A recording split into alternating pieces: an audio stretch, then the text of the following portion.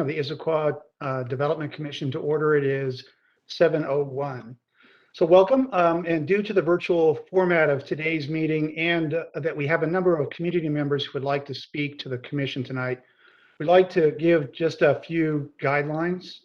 So first of all, if you are participating by computer, we have people on computer and those are on phone. If you are on phone, please speak clearly, speak frequently, and pause frequently. State your name each time before you speak.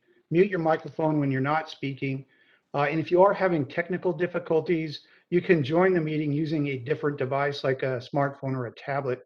And there is always the option to use the call-in number that is provided on the meeting materials. So the overview tonight is that the meeting is what we have on the agenda is a continuation of the public hearing for the Providence Heights School project. This is a quasi-judicial matter. Lucy, would you please take attendance of the commission this evening? Yes. Chair Brennan. I'm here. Commissioner Sanford. Here. Commissioner Soa. Here. Commissioner Dillon. Here. Commissioner Shore. Here. Commissioner Price is excused. Commissioner Ikeda. Here. Commissioner Morgan. Here. Note that both alternate, sorry. Thanks, Lucy. So I'll make that point that we have both alternate commissioners, Morgan and Ikeda, are serving as regular commission members this evening due to the resignation of one of the regular commission members and the recusal of another regular commission member. So Commissioners Morgan and Ikeda will be serving in the regular capacity this evening.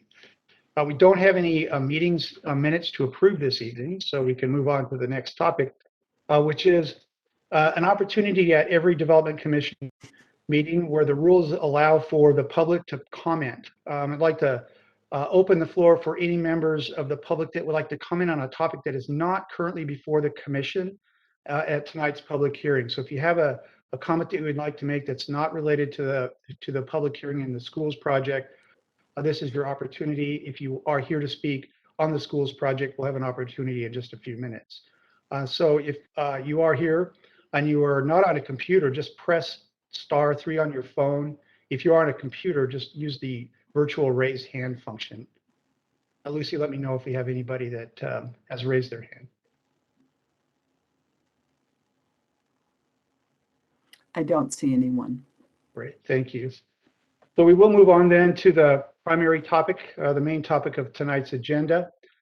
We will be continuing the public hearing that commenced last evening on master site plan, and I get to read all the numbers again, MSP 20-00001 and site development permit SDP 20-00001 and 5 administrative adjustments of standards.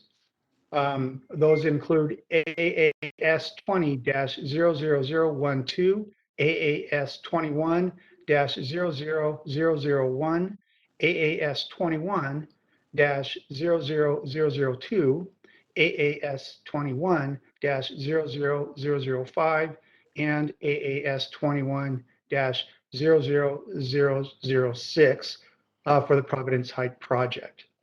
The order of tonight's hearing will be, we'll go through the appearance of fairness doctrines again this evening. And then we will continue with the questions from the commission to the applicant. There were some remaining questions, so we will address those. Then we'll move to opening the public comment, so an opportunity for the public who have signed up to speak to the commission. And we'll continue to take public comment this evening. However, if the public hearing will likely be continued till March 16th to receive rebuttal by the applicant and staff. Following the rebuttal, the public hearing will be closed, and then the commission will deliberate and take action before concluding the agenda item. So first of all, we need to go through the formalities of the appearance of fairness disclosures. Lucy, please proceed with the questions and the commissioners about the appearance of fairness doctrine. Thank you, Mr. Chairman. So a quasi-judicial proceeding needs to be both fair in fact and appearance, similar to a courtroom setting. Ex parte contacts are prohibited. Those are contacts outside of the hearing between a decision maker and an opponent or proponent of the matter at hand. If such communications have occurred, record of the substance of the communication must be placed on the record to allow interested parties the right to rebut the substance of the communication. The test would be if a disinterested person, having been apprised of the totality of a decision maker's personal interest in a matter being acted upon, could be reasonably justified in thinking that partiality may exist. Decision makers who have personal interest, prejudgment of the issues, or partiality are disqualified from the proceedings. I will now ask that the commissioners read these questions. When you have completed that, why don't you just raise your real hand and let me know. And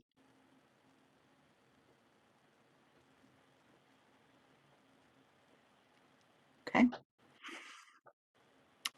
I will now take roll call.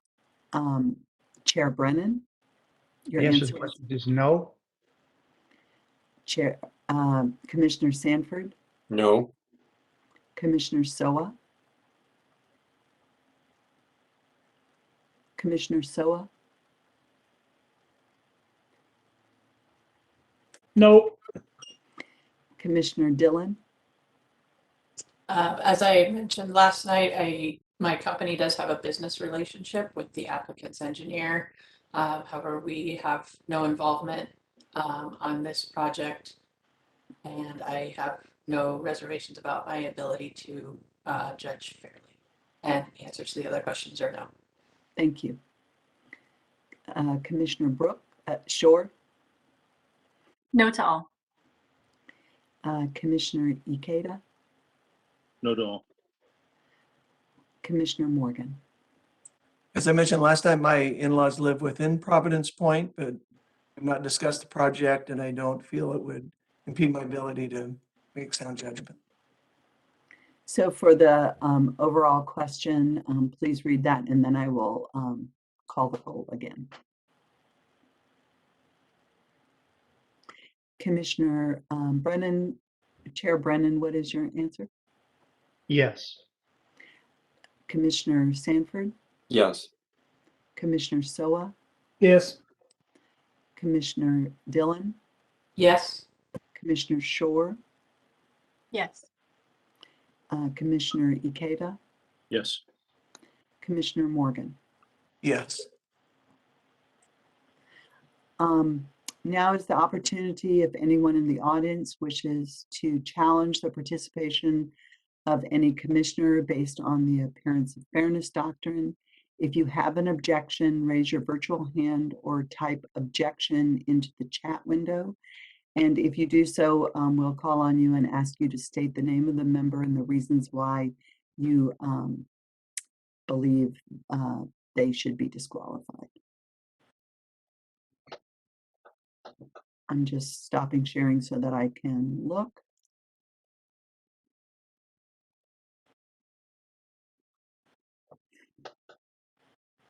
I don't see any objections.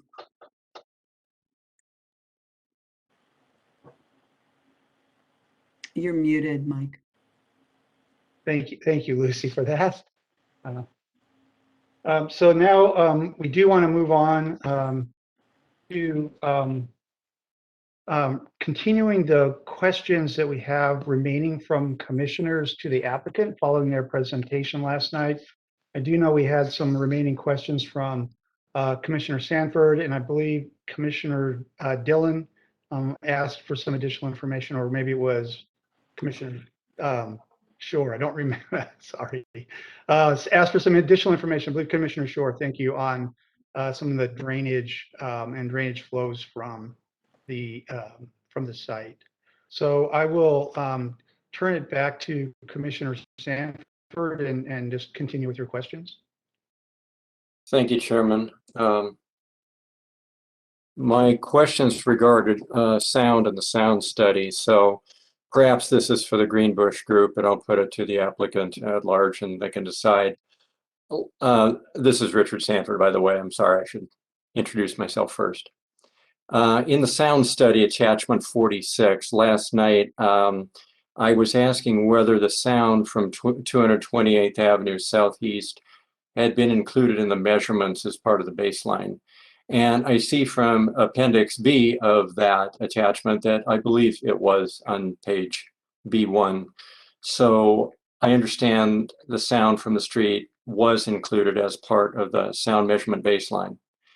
But my question then was that as we're enlarging the access road to the property from what's essentially a small 2-lane road to 4 to 5 lanes, and we're removing trees to do that, and there are retaining walls on either side. I was wondering, couldn't we assume that that change would almost act as a funnel, increasing that sound from 228 up toward the Providence Point area? And I was wondering, was that future to be state included in the model at all, or could that to be state even be modeled at all? Yes, thank you for the question. We do have Greenbush with us tonight. We have Adam Jenkins with Greenbush, so he's going to take that question. Thanks. Thank you very much. My name is Adam Jenkins with the Greenbush Group. You need an address. No, you can proceed. Okay, very good. Thank you. Nice to be with you all tonight. And I appreciate the question. So just to affirm Commissioner Sanford's first half of the statement there, yes, the existing ambient noise conditions that were reported in the noise study that was also updated in attachment 48 as an addendum with updated project information did include all noise sources that were existing at the site: aircraft, barking dogs, traffic on the roadway. They didn't filter out for any specific source. So yes, everything was included in capturing those existing baseline noise measurements. As far as sound emissions on 228th itself, they were not predicted as a part of the noise study. The noise study focused on noise sources within the site perimeter that are subject to the applicable noise code, which is specific to operations within the boundary. The traffic on 228th is exempt from the element of the noise code that we're reviewing pursuant to this particular project. Now, as far as the reflecting of sound back over to Providence Point goes, actually any improvement or any increase of screening, so that would be blocking of line of sight, whether it's through retained fill and retaining walls or buildup of the site, or any screening elements, would actually be expected to reduce sound levels at Providence Point compared to a condition where the construction didn't exist. So I hope that answers that part of the question. If there's any follow-up or any lack of clarity, I'd be happy to clarify further. Okay, so in your view, the clearing of additional terrain and the widening of the access road from 228th up the hill to the property would not create a substantial increase in sound volume from the road below onto the property, because we're really talking about the property here and modifications that are occurring on the property. That's correct. I wouldn't expect those modifications that you're speaking of to present any substantial increase or effects at the traffic noise levels received at the Providence Point receptor. Thank you. Now, if I could, I'd like to go on to attachment 49. It's on football field acoustics. And it discusses the loudspeakers there and the types and the type of sound that comes from them. And so I'm quoting, with all 24 loudspeakers operating at the same time, sound levels at the neighboring property lines are expected to exceed code limits. So there are to be then 24 speakers on the track football field area. Is that correct? Yes, that's my understanding. Okay, and I guess there are at least 2 types of the speakers. There's the community R1 and R5, and then there's the Bogan type of speaker. And it says that the Bogan speaker can likely operate at the proposed 4 watts. We recommend sound level measurements of the system be made after its installation and so on. And so is the recommendation to operate the Bogan speakers at 4 watts? We expect that that will comply with the code requirement, but as a part of the condition, one of the conditions, I believe it is condition number. Stand by. Be around 38 and 39, I imagine. Yes, I had it highlighted. Sorry, I switched screens. So from the staff report, condition 39, yes, sir, will require measurements of the sound system to ensure that it's tuned properly. And my understanding is we also have a requirement in the specifications of the construction documents as a part of commissioning the sound system. The subcontractor that is doing that would verify those sound levels as they are tuning the system. So Right. it's the expectation that it will, if there's any exceedances of code, regardless of what the initial sound power taps, the sound level, sound power settings are of the loudspeakers, if anything exceeds the limits, they would be reduced. So whether they start at 4 and go down to 2 or start at 2, it would be verified that they comply with the code limits of the property boundary. Okay, so the Bogans can be operated at 4 watts. And it also says that the 2 community type speakers may be limited to 1 watt. I don't see that in the report, whether it says that can the community speakers even be operable at 1 watt? Yes, if they're limited to 1 watt, we're predicting compliance with code limits. Although there's a lot of conservativeness built into our noise models. So I would expect that when they're actually commissioning the system, they'll likely be able to run them hotter than that. But we fully expect 1 watt conditions for those loudspeakers to result in a compliant condition. Okay, great. And one other along this line, what about the high school band during a game? Was that included in any way in the noise study? Is there a way to model that? Because often at nighttime events, we're going to have the band out there, right? Yes, Commissioner Sanford, I understand that. But no, it was not modeled as a part of the noise study. One of the exemptions in the code is for public events, which a marching band at a football game may be considered that. But aside from that potential exemption, no, sound levels from marching bands were not analyzed, just sound levels from the PA system itself. Okay, thank you. And those are all my questions on noise at this time. Later on, perhaps during our deliberations, I have some questions on these same points on conditions 38 and 39 for the city and possibly ISD, but I'll defer those until later. Thank you. Right, so there'll be an opportunity after the rebuttal comments following the public hearing portion of this, or the public speaking portion of this public hearing. And when we're in deliberations, we will just have to go with the information that we have, both public comment, the documented record, and what we've seen in the presentation. So just a reminder about the process to the commission. If there are other, Commissioner Dillon noted that she no longer has questions. So if there are other commissioners that have remaining questions for the applicant, now's your opportunity to do that. Just either speak up or just note question in the chat.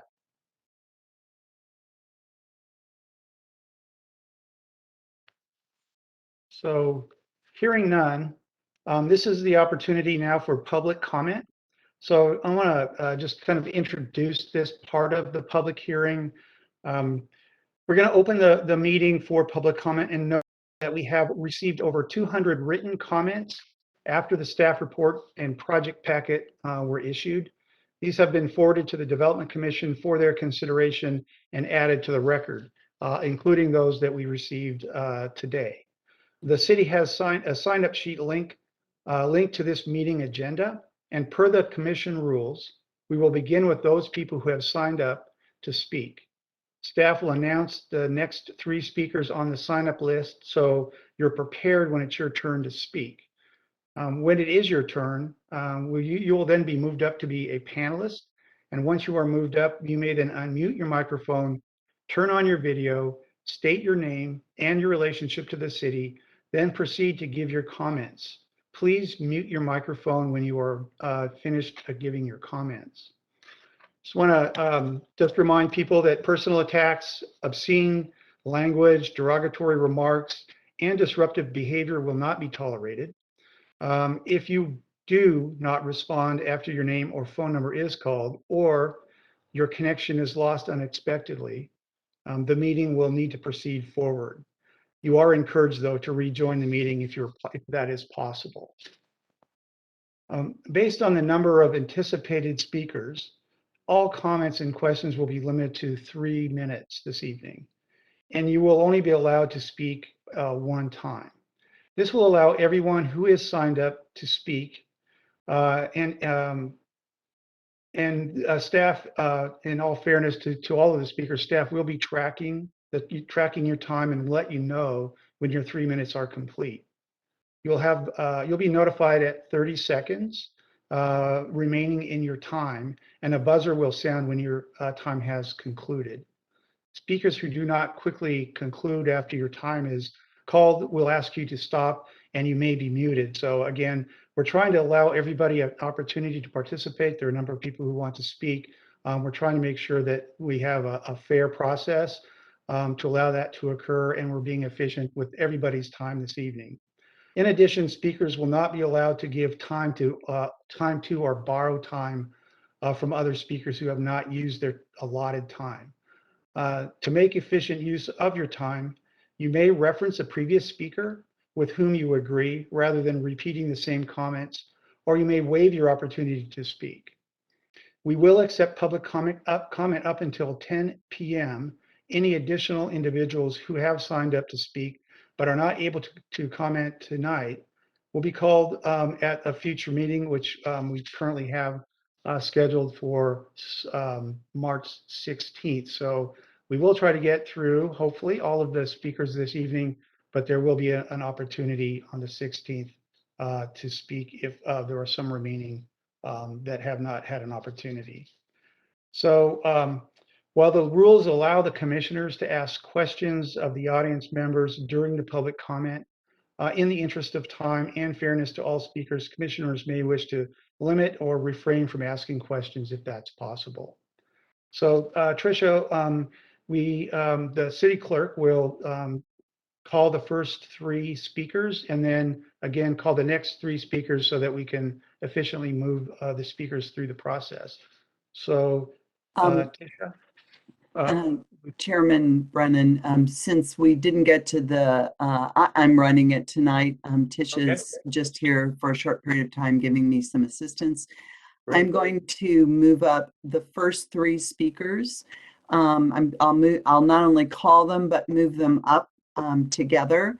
I just want speakers to know that I will give you a 30-second warning, and then a timer will go off at 3 minutes. The first speaker is Dave Osmer. I'm going to unmute you, Mr. Osmer. Feel free to turn on your camera if you'd like and proceed with your comments.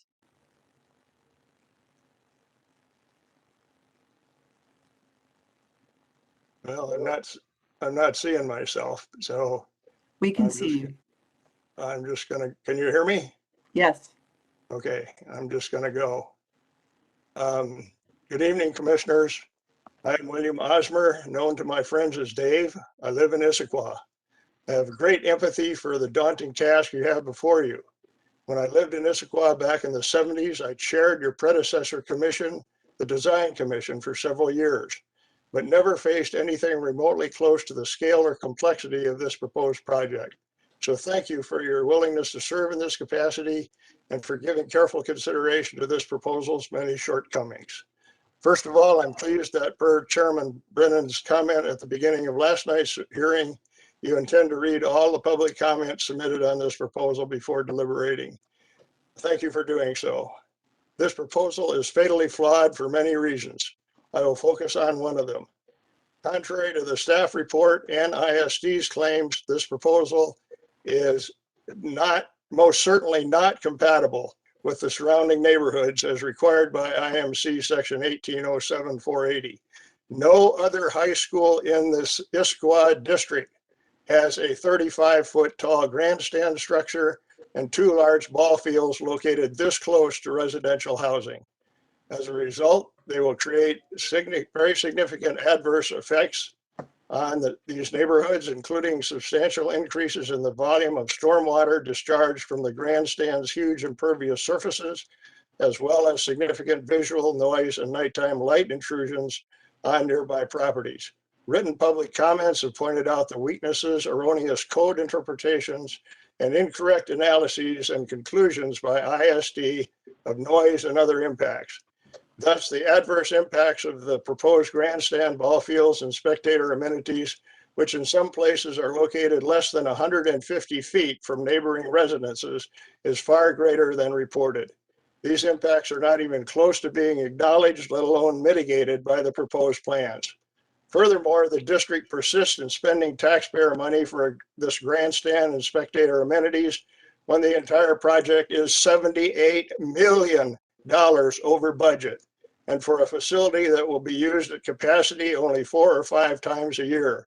There is absolutely no logical reason for not sharing Skyline High Stadium for interscholastic competition. It sits empty half the Friday nights of football season. Much less intrusive, less impactful, and far less expensive facilities could then be provided on the proposed site for team practices and PE classes. Contrary to Mr. Thiele's assertion last night, we have never suggested that students should be bused to Skyline for practices and PE. Please at least require the applicant to remove this eyesore grandstand from its design, or better yet, deny this ill-conceived proposal altogether. Thank you for your attention. Thank you, Mr. Osmer. The next 2 speakers are Roger Anderson and Daniel Srebny. I'm going to unmute Mr. Anderson. You don't have to call me Mr. Anderson. Oh shoot! I just lost my. Hang on one sec. I gotta grab my. There it is. So my name's Roger Anderson. You all know that. I've been most recently a resident of Issaquah for about 3 years, but that's after being in North Bend for 35 years. And actually a graduate of Issaquah High School. Several years ago, I started a new business and became a substitute bus driver to help supplement income while things got going, and worked in that capacity up until this school year for ISD. So I've driven to every school in the district, both morning and afternoon, and I'm really familiar with both traffic patterns and volumes. And I'm gonna guess that no one who drives 2nd Avenue in Issaquah, 228th in Sammamish, or Patriot Way in Renton during the school start and stop times would disagree with any statement that talks about traffic mitigation that may or may not have been done in those areas being totally inadequate. And I guess the question is, what's going to be the difference moving forward? A question was asked last night by one of the commissioners about the increase in cut-through traffic at Southeast 40th to get from 228th over to the Issaquah Pine Lake Road. I really couldn't believe the answer from the traffic consultant. She essentially said that they'd considered that possibility, but suspected that there wouldn't be a significant increase because traffic in that area was already being served by the schools. There were bus traffic and the students in that area covered those schools, and I don't think that a consideration was taken for the additional traffic that's going to be caused because of the slowdowns starting at Southeast 32nd on the Issaquah Pine Lake Road, right there at the traffic circle. You drive into a a school zone with Sunny Hills. You leave that, you go directly into a school zone for Pine Lake Middle School. At that point, you get to the traffic light, the intersection at Issaquah Pine Lake Road and 228, which in the drive times is certainly near capacity currently.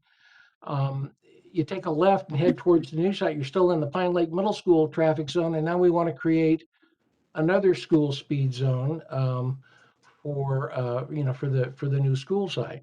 So 30 this seconds. creates a huge area where for 2, 3, 4 hours a day, the traffic is going to slow to a turtle's pace. That's over 1.5 miles of total distance. And I'm almost out of time, so I'm just going to jump to the very end. So that's just one example of the big elephant in the room. The biggest elephant, the bull elephant, I think, is the fact that we don't have any permits, or I should say, y'all don't have any permits or easements from the city of Sammamish at this point. So I would ask you please to hold back on this, put the brakes on it, no pun intended.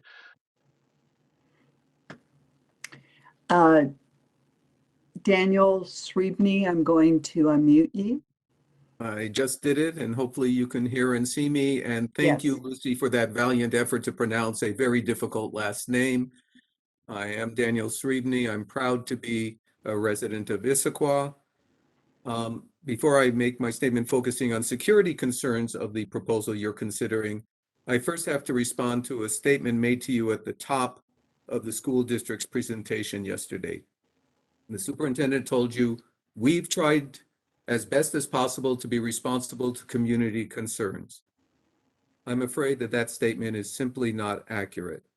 The fact is that school representatives and officials have frequently rejected, ignored, avoided, or obfuscated legitimate concerns and reasonable requests made by individual citizens and concerned organizations, including many of the issues you're considering right now. And we can provide examples of that, many of us on the call tonight, if you want those. But I want to focus on the fact that the proposal and staff report you are reviewing this week contains serious security flaws. And if you permit the plan to go ahead as submitted, you will share responsibility for putting the safety and well-being of students, staff, and adjacent residents at risk. The staff report mentions a combination of fencing and retaining walls around the school facilities to enhance security. But no mention is made of the need for perimeter fencing to ensure that individuals and groups present on the property are unable to cross easily into the adjoining over 55 community. In fact, the staff report goes on to state the applicant has indicated fencing will be installed around the perimeter of its facilities, but not on the property line, except for a portion along 228th Avenue Southeast. The importance of such fencing is reinforced by the fact that the proposed project will not only be used by students, but will be open to community use after school hours and on the weekend. Basically, an open invitation for anyone to get easy access to a vulnerable gated community of Issaquah residents. The project planners could also easily have included basic elements of crime prevention through environmental design, CPTED, which other school districts have successfully used. But the application simply states that CPTED was, quote, not applicable. I also want to express my concern over the fact that the plan has only a single major way to get into and out of the property, with a designated emergency lane that would be inadequate in the event of a real crisis. Unfortunately, we are all familiar with natural disasters in this 30 area seconds. and also sadly know of the potential attacks on schools. And this must be addressed. So please vote against the current plan. Require a plan that includes appropriate perimeter fencing, such as 8-foot fencing with climb-proof features along the perimeter adjacent to Providence Point community. Demand that the plan includes CPTED elements. Require an effective security camera surveillance system and the posting of no trespassing and security measure signage. Demand a plan that offers at least 2 primary access routes. I thank you very much for your consideration of these points. The next 3 speakers are Roberta Brown, David Miller, and Diane Exerde. I'm sure I've slaughtered that name. I apologize. Ms. Brown, I am unmuting you. Please proceed. Thank you very much. I would like to speak to the fact that I am a strong supporter of seeing a 21st century beautiful high school built at Providence Heights. That, however, is not the case of the current proposal. I'm going to express two concerns tonight. First, the proven presence of lead and PCBs is excluded from the staff report environmental considerations on page 62. Extensive testing for lead well below 12 inches and throughout the property as called for in the PBS Engineering and Environmental Incorporated Study and in its October 12, 2021 update simply must be completed and documented before the proposal can be deemed to satisfy this code requirement. There is no reason for the applicant to have continued to refuse to carry out these simple required tests, all for repeatedly by Issaquah's Community Planning and Development Department. It is well known that the property was home to a reinforced concrete college campus built in the late 50s, thus laden with PCBs and lead, and that the for-profit owner, Church Home, escaped, and I'm saying escaped, the required SEPA review prior to seeing to its demolition on the grounds of a religious exemption.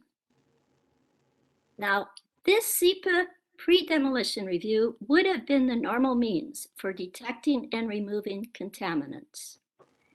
In his response, however, to your expressions of concern yesterday evening, Mr. Sawin flippantly suggested that they will just shave off the top 12 inches and then shave off more if further testing shows it's needed. That's further testing after the application is accepted. And then this only in the immediate water tower area. Until yet further testing has been completed 30 throughout seconds. the property and legal contracts drawn up for professional removal, approval of the proposed SDP would simply be unconscionable. Thank you very much. And I have lots more to say, and you can see that in my comment letters. And thank you for your work on this project. Thank you, Ms. Brown. The next speaker is David Miller. Mr. Miller, I'm unmuting you. Feel free to turn on your camera.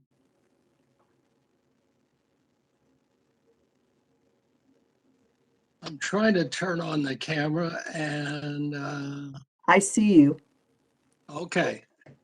What I'd like to say is, first of all, thank you for allowing me the chance to speak. I think watching yesterday's hearing, I was impressed with the really nice design that the design team came up with. But it impressed upon me that there was a lot of dodging and darting and asking for exemptions and lots of, we just barely met the code and things like that, that indicated to me we're trying to shoehorn this project into too small a space.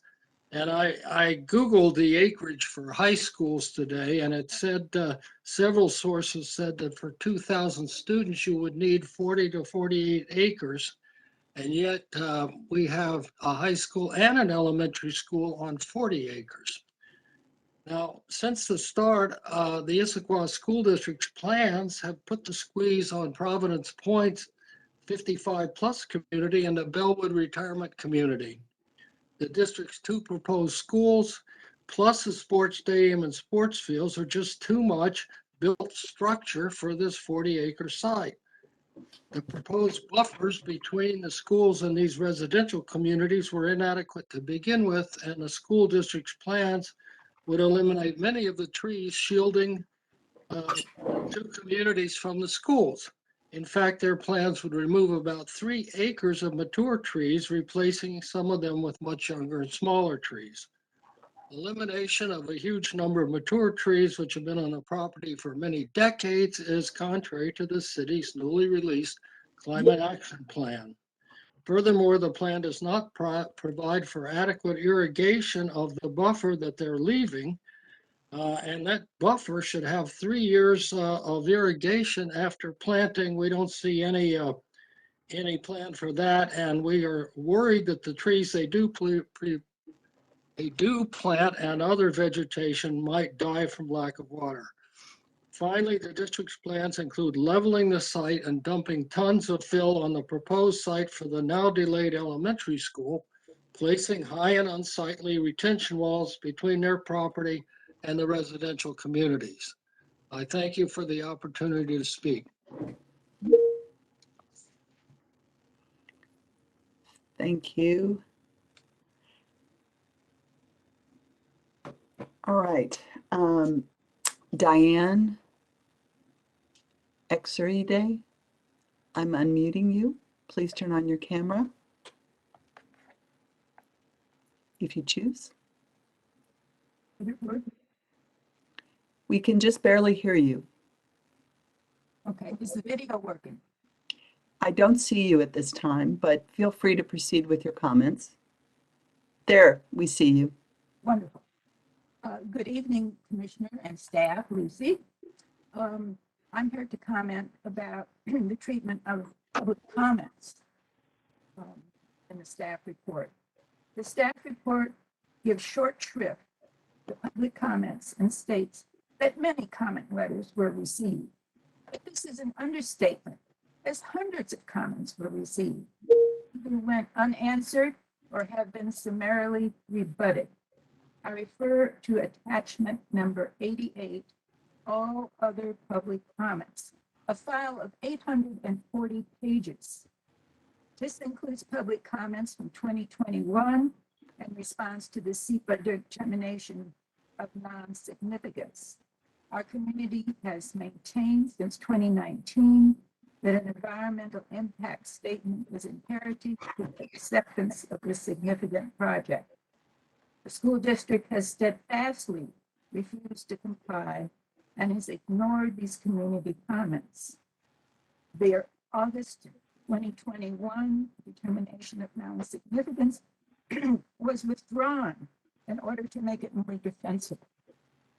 Although Superintendent Feely asserted in a school board meeting that they won't get what they want, they, in this instance, refers to Providence Point.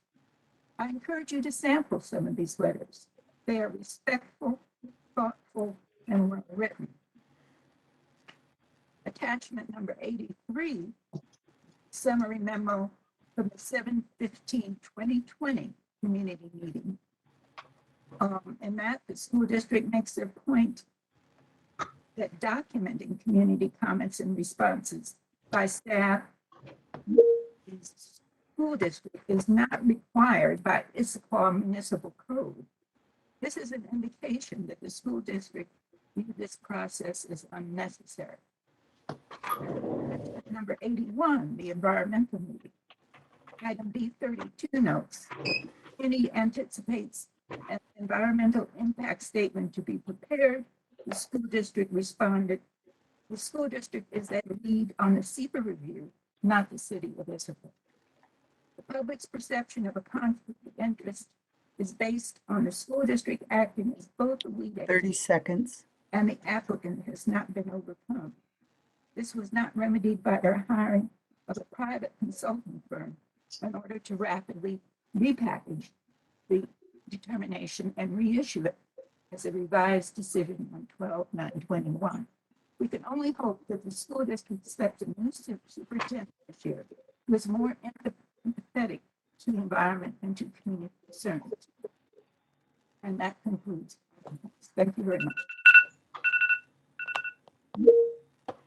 Thank you.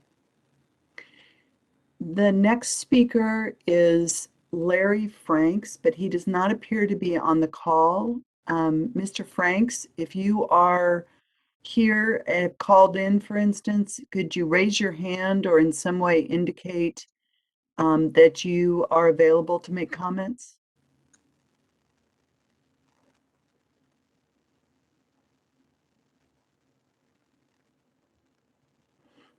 All right, I do not see Mr. Franks.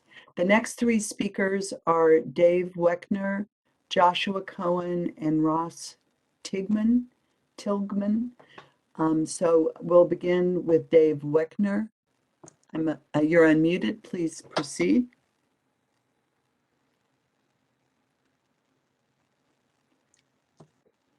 Thank you. Let's make an adjustment here. My name is Dave Weckner. I'm a land use planning consultant from Coopville, and I've been in the planning community development field since 1990. I've held director and interim director positions in 2 counties and 2 cities, in both Oregon and Washington. I'm here at the request of the Providence Point neighborhood, submitted a report to them, which is filed as Exhibit 3 of their written testimony. Overall, I'm concerned that the master site plan does not adequately address your comp plan policies, specifically those related to school siting, prioritizing buses over cars, and sharing use of facilities. And the land use policy H10 that emphasizes development should fit in a natural environment. The proposal is on a knoll, but rather than blending into the site, the plans propose creating an elevated plane by using extensive grading and retaining walls. So the ongoing maintenance of the site and ongoing mitigation of impacts due to its position will be challenging. Some observations on the plans and applicable codes. Because Sammamish approvals required for improvements to 228th, I believe Issaquah should suspend approval until these improvements and a transportation management plan receive approval from Sammamish. The vegetative buffer to adjoining properties should be established and maintained to ensure the density, integrity, and function of the buffer serves its purpose. Irrigation may be required for that. The scoreboard proposed for the football and track field is an electronic digital scoreboard and should be regulated as such by the city sign code. The largest sign in Issaquah is limited to 200 square feet. This is 561 square feet. And the retaining walls will hold significant surcharge and need drainage systems to reduce hydrostatic pressure. To assure residents in the city are getting what they were promised, the conditions of approval should be clear, site-specific standards wherever applicable, or an adopted standard per the decision if needed. I encourage the commission to look at the conditions of approval proposed in the staff report that need attention, so the requirements and timing of each condition is clear to the city staff, the school district, and public at large. I'll just read them quickly. Number 1, number 4, number 5, 11, 12, 20, 25, 27, 32, 36, number 48, number 49, and number 53, I understand is proposed, the CCNR to follow. And those conditions should be identify or issue rule or standard, who's responsible for compliance, who enforces them, and what happens if performance of the CCNRs fails. Thanks for your time, and I appreciate the opportunity to speak.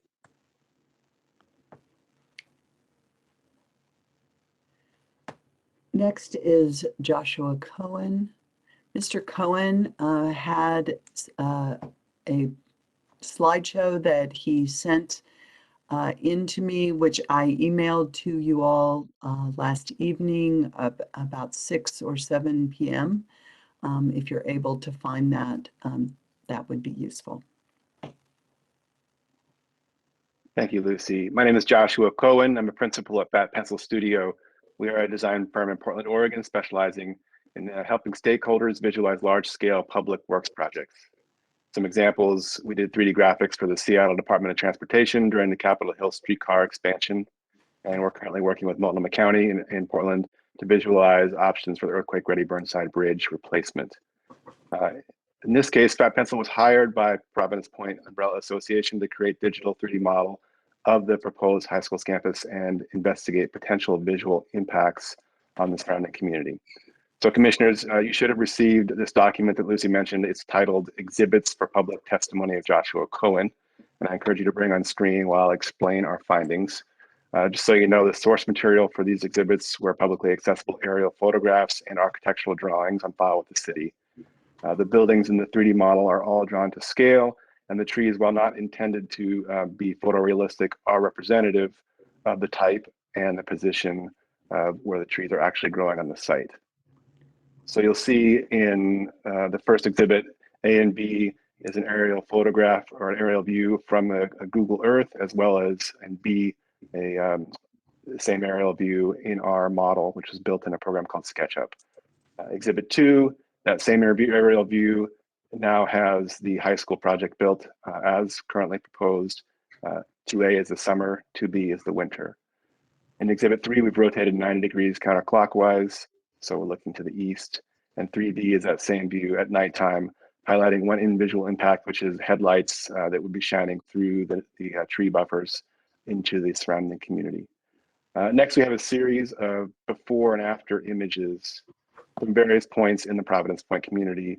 Exhibit 4, A and B, is from the Highlander building, looking toward the scoreboard in the parking garage in the foreground.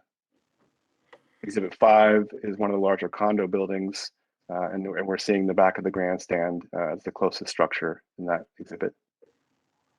Exhibit 6 is views of the forested hillside, becoming views more of the large high school building in the foreground, and the same with 7 from a slightly different position. And then the last exhibit in that packet is just a Google Street View image of 228th Avenue, which visualizing that plan was not part of our scope, but it is something to remember that there's going to be a major change in that spot. So in conclusion, I just wanted to mention that most large-scale projects, public work projects, include some type of visual impact study done from the perspective of the surrounding community. It doesn't seem that's been done with this project. And I also want to mention that a visual impact study does represent an opportunity for collaboration with stakeholders on mitigation measures, and I would encourage the commissioners to make this type of visual impact study a condition of their approval. Thanks for the opportunity.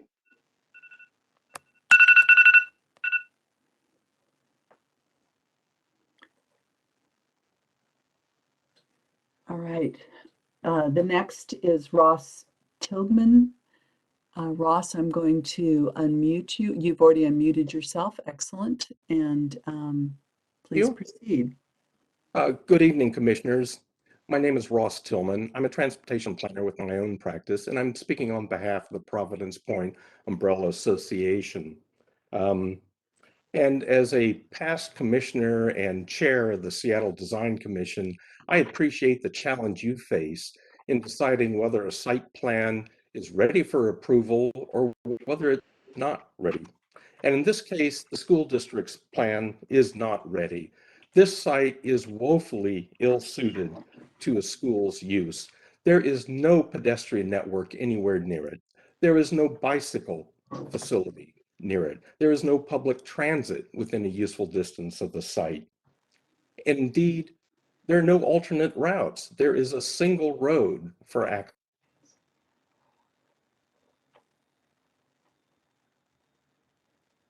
Oh dear. Possible when we get that far. And we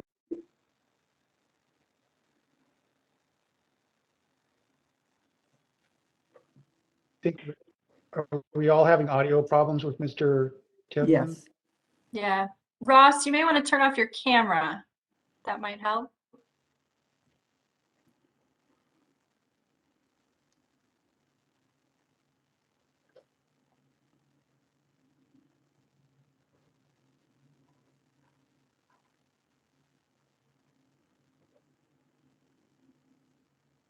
What we might do is it possible to move to the next speaker and then come back to Mr. Tilghman to see if he can correct his connectivity here? And then, of Sure. course, if not, he can always submit his comments directly to the commission.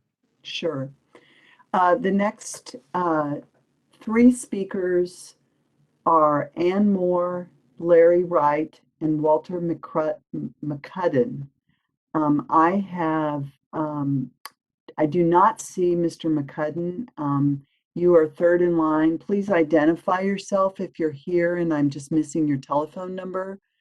Ann Moore, I'm going to unmute you so that you may proceed. And if you'd like, turn on your camera. You're unmuted. Thank you. My name is Ann Moore, and I'm president of the Issaquah School Board. First, I'd like to thank each of you for serving on the Development Commission. I recognize that as a volunteer, you spend countless hours fulfilling your job on this commission. Although the school board is elected by our community, we similarly are volunteers committing considerable time and effort to serve our students and families. We also at times have very complex issues to address with considerable input from our community, and has been the case over the past 2 years. The input can come from polar opposite ends. When it comes down to making a decision, it always helps me to remember what my core mission is, and that is to provide a high quality educational experience for our students. At your core today is the task of reviewing our project for compliance with applicable city code provisions. From the comprehensive staff report, the city administration recommends approval of the project subject to conditions. I urge the Development Commission to recommend approval to the City Council. The project design reflects extensive work in collaboration with city staff and in consideration of concerns we've heard from adjacent property owners. Like the proposed high school on this property, our 3 existing comprehensive high schools all have residential neighbors. The district directed the design team to design a project considering the concerns, making efficient use of limited urban property and adhering to code requirements, and as always, prioritizing optimal learning environments for our students and community's expectations. This directive resulted in the district's voluntary investment of approximately $3 million in design features to substantially exceed code requirements and set aside approximately 6.3 acres of vegetated buffer between the developed portion of the site and adjacent properties. To accommodate this, we are foregoing or reducing some of the typical programming elements found at our other school sites, including eliminating practice fields and reducing the number of tennis courts, reducing the size of the baseball field and the elementary school playground, and eliminating our ability to expand the elementary school building in the future. The design also uses orientation and operational measures throughout the site to further minimize sound and activity toward adjacent properties. These compromises are in direct response to the input and concerns we heard from our neighboring property owners. 30 Our seconds. students deserve quality schools with adequate space and program capacity, and now is the time to move forward after years of planning to address that need. We appreciate your careful consideration of this project and the evaluation of its compliance with applicable city code provisions. I urge the Development Commission's recommendation of approval. Thank you. Thank you, Ms. Moore. The next speaker is Larry Wright. You're unmuting. Feel free to turn on your camera if you choose. My name is Larry Wright, and I live at Providence Point. As you know, Providence Point is a 55 and older residential community that has a 3,000-foot border with the subject property. Thank you for all your effort you put into this and will put into this project, all done as a civic-minded volunteers. From experience, I know this type of volunteerism, it can be a thankless job. To understand our concern, my best advice to each of you is, if you haven't, go take a look at our property and the subject property. Why? Unlike most projects that you have seen, you can't drive by and look because you cannot see where the schools are going to be built because of the hill and the trees. The property is posted with no trespass signs, so you cannot walk the property. And as of today, we don't know how the property will be accessed because ISD has failed to make a deal with the city of Sammamish on the work on 228. The only way that you can see the property is to enter our gated community and drive along the perimeter. As you know, my community is a major boundary line neighbor. On our over 160 acres, we have 1,000 living units occupied by approximately 1,400 senior citizens with an average age of 77. We are parents, grandparents, great-grandparents.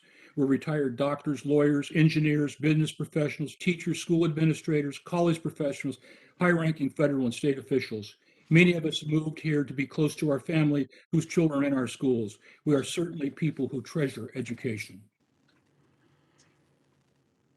Last night, we listened to the Issaquah School District Superintendent Ron Thiel give his version of our relationship and discussions with Providence Point. And then after the presentation of Christina Harworth, we watched and listened to the school district's development team. It was very interesting.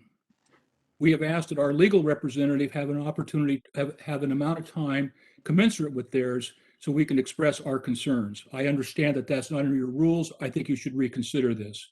We have experts who have need time to explain our position. We only get 3 minutes per speaker. How can we present a coherent picture when each speaker is so limited? This is an enormous $190 million project, which as we sit here today is some $77 million underwater. Others have and will discuss many technical issues. I want you to think about fairness, or at least the appearance of fairness. Fairness to the residents of Providence Point. 30 seconds. Fairness to the ISD, fairness to the city, and fairness to yourselves. Are you getting a coherent citizen opinion on a 5,000-page staff document you were given only days ago? Is this hearing conducted to give you all the important facts in such a way that you can make a fair, informed, and just decision? Do not be stampeded by the ISD's desire to start construction. ISD has been in complete control of this project for years, timing and all. Their proposed construction timetable does not override your deliberation obligations. Don't be rushed. Thank you.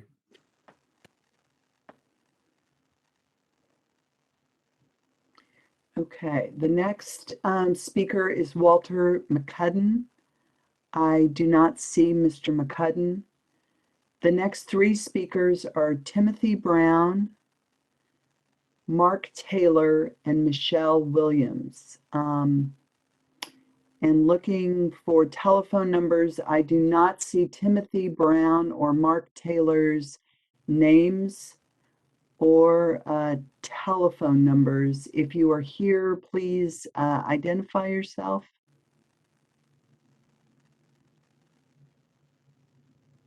Okay, Ms.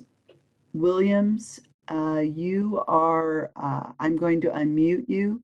You are on a device that I cannot make you a presenter, but I can make it possible for you to speak. Please proceed. Thank you very much. As a retired teacher and principal, I have supported public schools for over 30 years. I worked in the Issaquah School District after retiring as a field supervisor for teaching candidates from UW-Bothell. 2 of my grandchildren attend Issaquah schools, Pine Lake Middle and Gibson Eck. I value education and I value the Issaquah School District. We know that it takes a competent staff and suitable facilities to provide quality education. I do not believe that the schools planned by the Issaquah School District near Providence Point will be suitable facilities. There are too many environmental concerns. The area is quite small, only 36 to 40 buildable acres. The schools would create very significant adverse impacts on the neighborhoods, including visual and noise intrusions on nearby properties. The stormwater flow into Laughing Jacobs Creek will endanger the kokanee salmon. The Issaquah School District is requesting the capital levy because of a mismanagement of funds. I do not support the $44 million requested from taxpayers to cover a construction shortfall. After passing an over $1.5 billion levy in 2016, the Issaquah School District announced they were delaying construction of the elementary school indefinitely. At the time, they claimed the delay was because of enrollment figures, and that could have been part of the reason. But later we learned it was because the project is $78 million over budget, and they needed the money planned for the elementary school to partially fill in the deficit. Yet they are planning to spend $15 million to cut down 3 acres of trees to make the site pad ready for the elementary school, not even being sure that it will ever be built. Another major concern is that 30 seconds. Public comments are not being respected. Issaquah School District received over 250 responses to its second SEPA MDNS, which asked for an independent environmental impact statement. These requests were ignored and never addressed in the final MDNS. In addition, the Issaquah School District continues to steadfastly refuse to prepare an EIS. Thank you so much for the opportunity to talk with you. The next three speakers are Francie Greth-Petto, Sean Dugan, and Suzanne Weaver. Francie and Ms. Greth-Petto, I am unmuting you. Feel free to turn on your camera if you'd like. I just did. I'm good. I'm in the upper left of my screen. You look wonderful. My comments tonight are very simple. I don't have codes in front of me. I am not going to, let me start over. I suppose I'm nervous. There are a couple of things. There's a lot going on a small piece of property. I really support many of the other speakers who are worried about the environmental impact. All the cement, all of the chemicals that were present when the college and the church inhabited the property are still there. The demolition created a nightmare out of about that space. The other thing that concerns me a great deal is the road issue. There is not a plan as yet, and I don't know where it's going, but Sammamish needs to approve their decision about fixing the road, getting the road big enough. And you know, when I think about what the plan might be on 228th, I think about students trying to ride their bicycles or walk alongside that road. Now, if the road's going to be widened to 4 lanes, visually, I cannot see how that's going to happen. But if by eminent domain property is taken for that road to be widened, it's still going to be very difficult to pass, for cars to pass and kids to pass. The 228th, as it comes around a blind corner down to Southeast 43rd, is very steep. And now there's a signal in the middle of that road. So that creates a danger, certainly a severe danger when it's icy. The other concern I have is about the environmental. I talked about the lead and the concrete, but I wanted to strongly mention the tree cover that is on that land and how we really, really seriously physically need our trees because they are our lungs. It's the lungs that we breathe.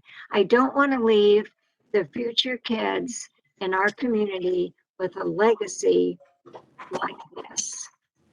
Okay, thank you. I appreciate your work and for this opportunity to speak.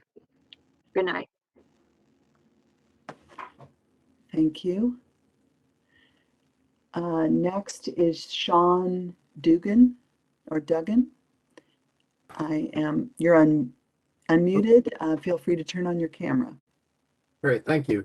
The purpose of my comments is to ensure that the city and the Issaquah School District provide necessary improvements and oversight to achieve the intent set forth in the Central Issaquah Landscape Development Standards. I'm here representing the Providence Point Umbrella Association, and I'm their arborist discussing their trees. Project narrative discusses design overview. Retaining as many existing trees as possible is priority within expanses of the perimeter. In areas where grading is proposed to accommodate program elements, the tree retention is not possible. Reforestation planting is proposed to the extent feasible. This is to the extent feasible, not to the maximum extent feasible.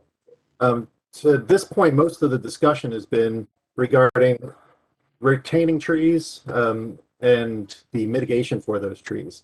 But there's no workable plan that defines goals or provides any metrics for the monitoring and welfare of existing trees. There's no maintenance plan and there's no monitoring plan. The 75% of the mature trees are going to be removed from the site, only retaining narrow buffers, and in the design criteria narrative states that maintenance will only be minimal work to the existing vegetation in these proposed areas. This is basically related to pruning and the removal of invasive species. No irrigation or no monitoring is proposed. The trees that will be on the site, according to the applicant's own arborist, are generally in poor condition. Most of the cedars, Douglas fir, hemlocks, big leaf maples, cottonwoods, and alders are in declining condition. These are the trees that are going to be retained within the native buffer areas. When the site is cleared for the stockpiling of materials for the future elementary school, approximately 500 trees will be removed. This is going to create wind buffer removal for the remaining trees. Within here is a stand of cottonwood trees that both the city's third-party arborist consultants and the applicant's consultant said that there's a stand of cottonwood trees that target structures on the Providence Point property and had an elevated risk potential. These are now going to be exposed without the buffer from the standing trees next to them. The city's own consultant suggests removing these hazard trees at an early stage would be beneficial to the safety of construction workers and to visitors to the site prior to completion, and I presume also to the Providence Point targets. 30 seconds. The site will be surrounded by retaining walls that are going to dry out and desiccate the site. An irrigation plan is necessary to ensure that future trees or future maintenance is able to occur for the existing vegetation. The CIDDS states that all landscapes are to be maintained, that all plant material shall be maintained, and this includes all of the plant material within the buffers, existing and the new material. The buffer should be replanted to a higher density than currently being proposed, and I have provided information that shows what can be approved by the director. Thank you, Mr. Dugan. Ross Tillman is back on, and I have made him a panelist. I believe he had about a minute and a half left in his presentation. So are you ready, Mr. Tillman? Yes, I am. I'm not quite sure what you last heard. Good.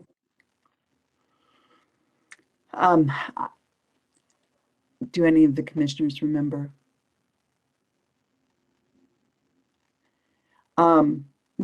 That would be about a minute and a half would indicate that you were about halfway through your presentation. Could you pick a halfway point and begin? Yes, I'll start with the point that the difficult access to the site and into the site compromises safety. The single access is unlike any other high school, which generally has two access points from two separate roads. This site does not overcome the topographic and locational problems by providing a single access. It's a poor plan for emergencies. It could easily be blocked. It is a poor plan for the ability to evacuate people from the site if necessary. Emergency access is not, while it's shown, it isn't real. The school district does not have ownership, control, or the right to use the Providence Heights Loop Road. So they don't have a credible emergency access. Queuing is deficient for the high school. A careful reading of the transportation report shows more vehicles show up than there's actually room to accommodate them. That is a poor practice for any school, let alone one with a single access off a major arterial. Parking. Although shared parking is proposed, 30 seconds. Parking is based on the stadium's capacity. Without a limit to parking, there cannot be an effective transportation management plan. Parking is the single most important tool, parking limits. So if the city is serious about providing safe routes to school, safe access, reliable emergency access, and meeting its climate action goals, it will not approve this plan as presented. Thank you. Thank you. Suzanne Weaver. I have unmuted you if you'd like to turn on your camera and speak. Okay, can you hear me? Yes. Okay. My name is Suzanne Weaver, and I serve on the Issaquah School Board. I would like to speak in favor of this project and to urge the Development Commission to recommend approval. As a public school district, we work hard to respond to our community's permitted growth and to fulfill our duty to make the best public education accessible and available to all residents of our district. Our biggest challenge is that approximately 70% of our district's 110 square miles is outside of the urban growth area, where we are not permitted to build schools. Consequently, our property search was not an easy one, given the regulatory constraints on school siting, the scarcity of urban land, and the development limitations of many parcels. Nevertheless, we present a proposal which is consistent with applicable city comprehensive plan policies and code provisions, and which is considerate of surrounding properties. In spite of the difficulties we've encountered with locating a viable urban school site, and with now several years of challenges in site acquisition and planning, we continue to firmly believe that this site, as designed in the proposal before you today, is ideal for our community's needs. It is centrally located in an area where enrollment relief is needed. Its design is consistent with the city's compact school policies and code requirements, and it includes numerous site-specific design features which are responsive to neighboring property concerns. I do want to acknowledge that this project has been years in planning and has not been immune to inflation and increasing project costs that have required us to prioritize construction of the high school ahead of the elementary school. The pandemic's effect on elementary enrollment alleviated some of the existing strain on our elementary school facilities, and that provides us with some relief to delay construction of that school. However, we still need to plan for this important elementary school to address community growth. I urge the Development Commission's recommendation of approval. I thank you for your consideration, and I thank you for your service. Thank you. The next three speakers are Sydney Mullins, Patty Hong, and Marty Moraldo. Ms. Mullins, you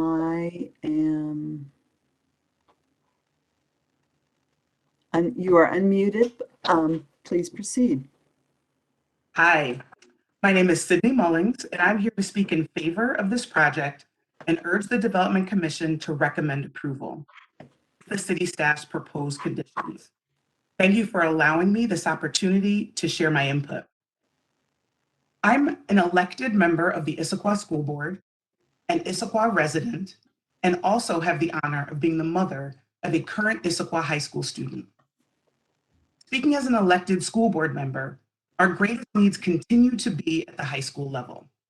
High school enrollment remains steady and this year exceeded enrollment expectations. Our existing high school capacity is overtaxed and our students deserve better. There's no question based on actual enrollment figures that our students and community need forward progress and permitting for both long-planned schools. As an Issaquah resident, I believe that it's critical that we move forward with this project that I and a majority of others in the community have voted for. I know that there have been questions and concerns raised within the community about this project. My hope is that in listening through this very thorough project review during this public hearing, it is now clear to all that these concerns have been heard and addressed. Finally, I'm here as a high school parent. It's critical that we all understand the pressing need for teenagers of this community to navigate the already challenging high school years in facilities that are now bursting at the seams.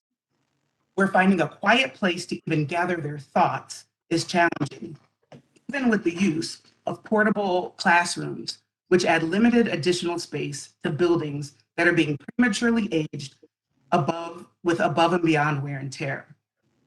When this project was first envisioned, my daughter, a current high school sophomore, was a fourth grader. She, her friends, and classmates at both Issaquah and Skyline will graduate from high schools that are more overcrowded now than they were in 2016. My son is currently a 6th grader. This project will ensure that he attends a school that gives him a fantastic high school experience. Your recommendation for approval of this project with the proposed conditions will make a very large positive impact for the future of high schoolers in this community. Thank you. Thank you.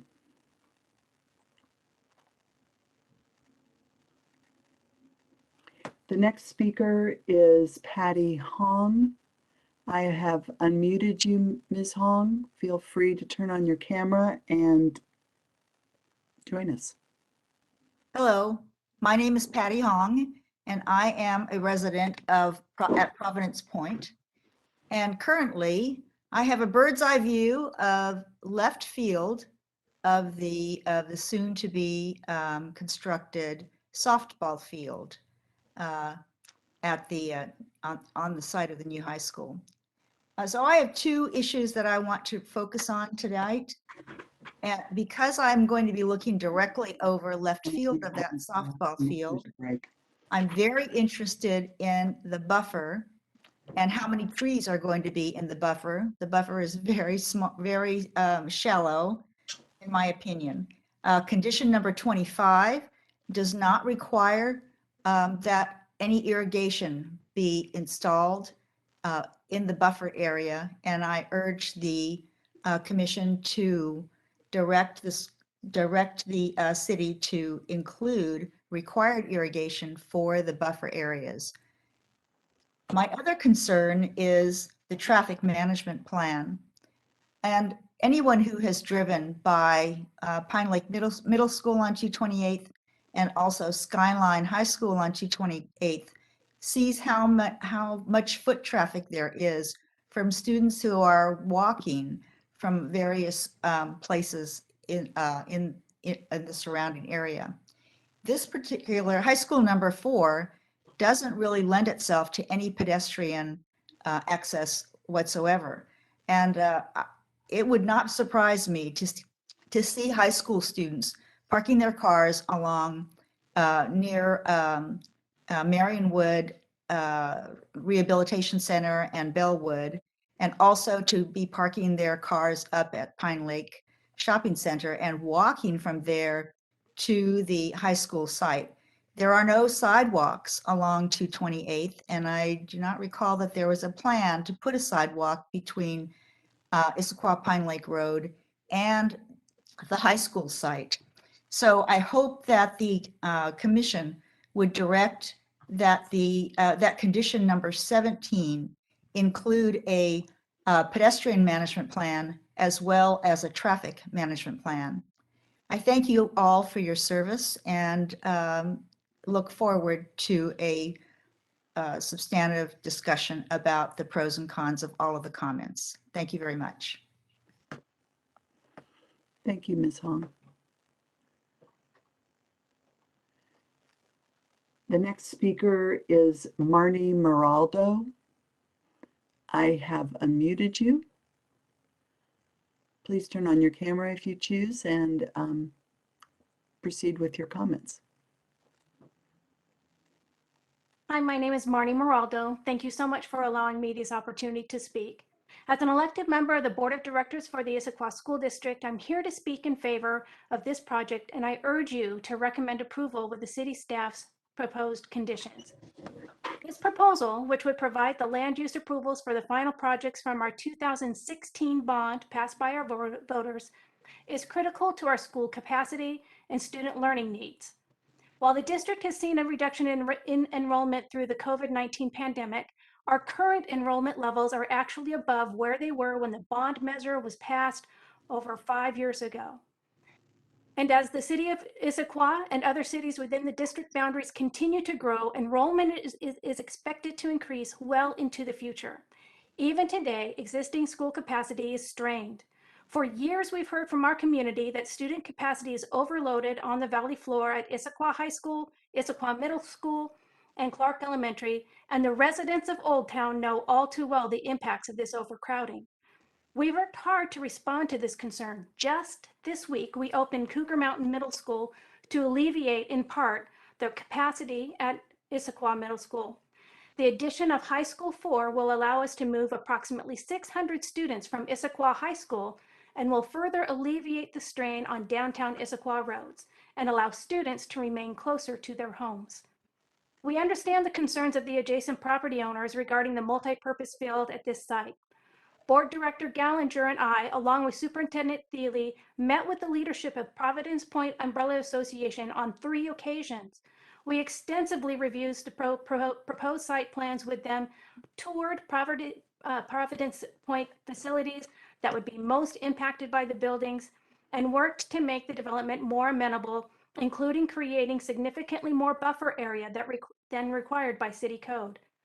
Through all that, I know the field and track itself are needed for us to fulfill the physical education requirements and provide for extracurricular activities crucial to our students' experience.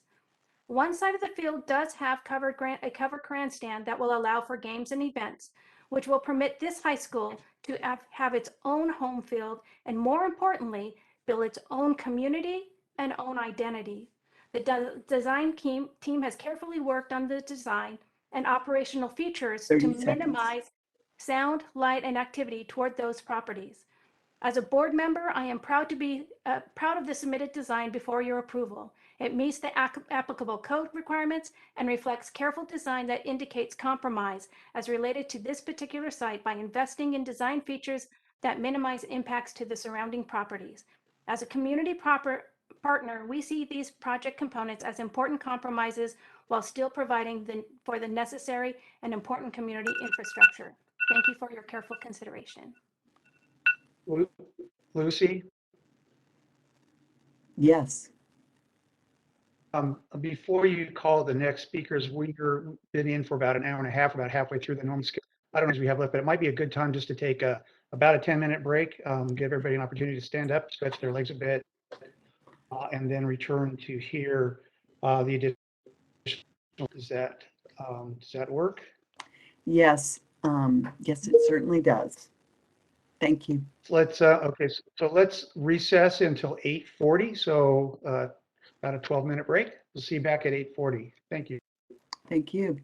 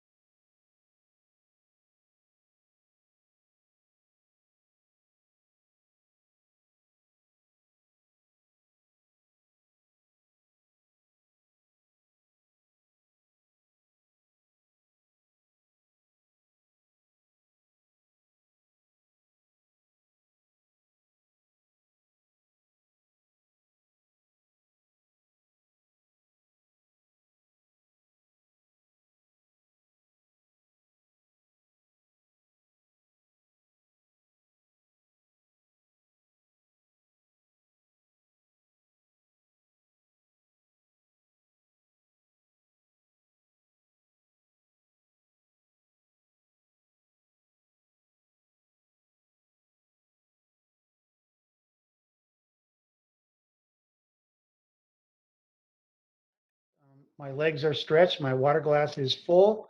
So Lucy, please call the next three speakers. I think I will call the three speakers, but we have to give the 10-second warning. Oh, sorry. To, Okay. the next three speakers are Rick Arambaru, Maria Kliavkov, and Dean Apostle.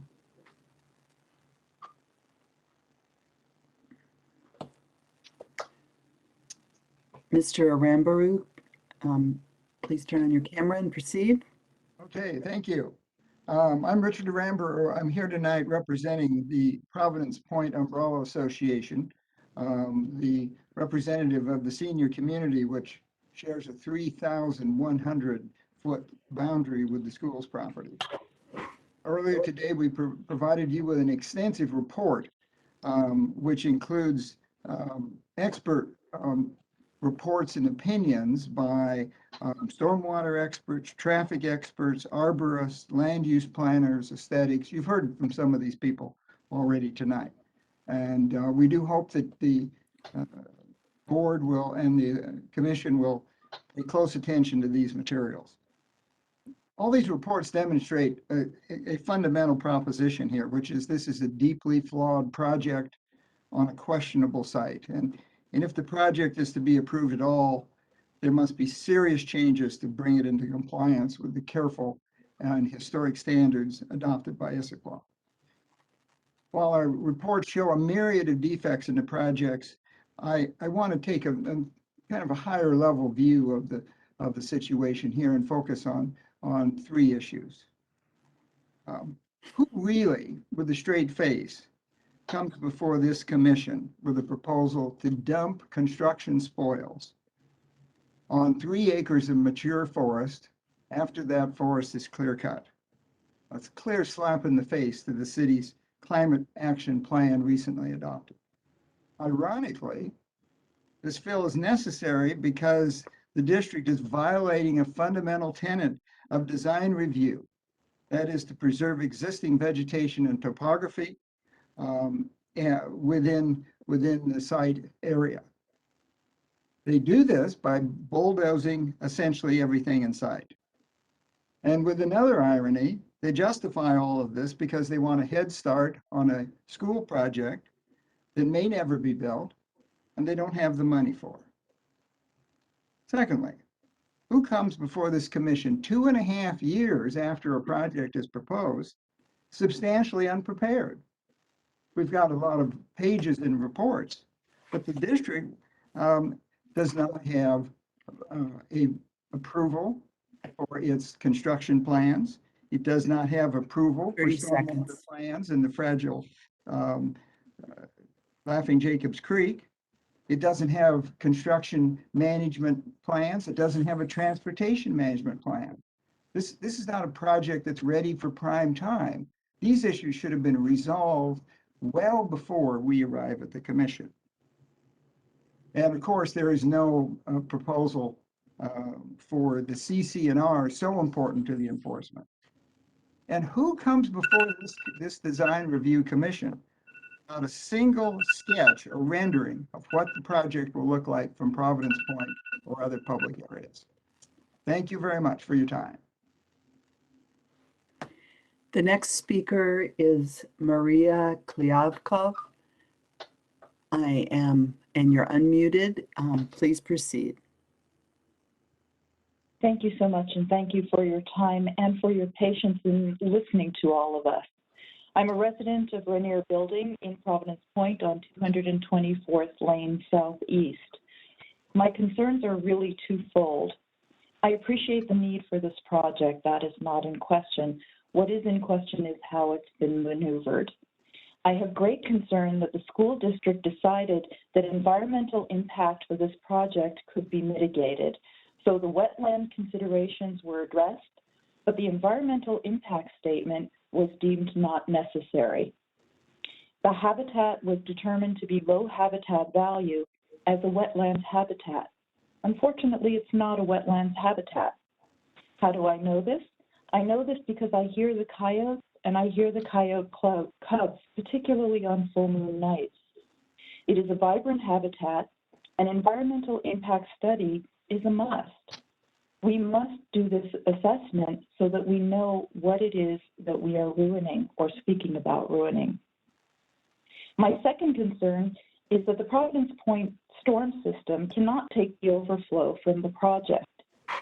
It was duly noted that yesterday a councilman asked about the 100-year event, and the response was, code does not require us to do that level of mitigation.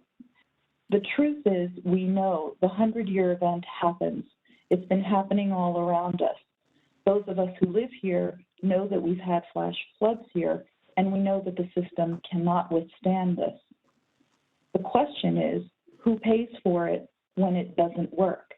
Is it the Providence Point residents who have to put up with all of this, who have been fighting for all of this, who will then have to pay for the failure of it? I thank you so much for your time, and I thank you for all of your dedicated service. Thank you. Next speaker is Dean Apostle. You have been unmuted. Feel free to turn on your camera and let us know your thoughts. Okay, thanks. I believe my camera's on. There I am. Hi, Dean. Thanks. I appreciate the opportunity to talk. I'm a semi-retired landscape architect and visual impact specialist. I do some consulting work on visual and scenic impacts. I was formerly with the Forest Service of Engineers and have also done a lot of private consulting. I was asked to provide some visual analysis by the Providence Point community. And I have submitted a written report that has my findings and recommendations in there. So I don't want to have to repeat that here. I'm hoping that you guys will get a chance to read that. What I do want to do is just offer this project proposal is about as bad a fitting of a building and its supporting services to a site that I've ever seen in over 40 years of practice. And I really think that you've got to send these guys back to the drawing board and have them come back with something, with a project that actually fits that site. That site is about 60, maybe 70% forested. They're ending up with, I don't know, maybe 15% of the forest left. And that's where the visual impacts really lie. It's in the inability or the unwillingness of the district and their architects to fit that project to the site. 1994 book by David Orr, Buildings as Pedagogy. It's an excellent book that you might look at, 1994, Island Press. And it's about how we learn from building. So what we build, we learn from. And you will have students in that building and you're trying to teach environmental courses and science. And what are they going to learn when they're studying in a building that was imposed on the site with no visible effort to really fit to the natural contours and the natural woodland and forest? And by the way, forest, it's not just trees. You know, they had an arborist look at it and say some of the trees were unhealthy. Forests always have unhealthy trees in them. But forests know how to make new trees. They make babies. That's what makes them forests and not just trees. And, you know, the city of Issaquah has an opportunity here to have a school, but have it fit a site and have it demonstrate conservation for the community. 20 seconds. Thank you. For the community, for the students, for the faculty, and for the neighbors of Providence. Thank you very much.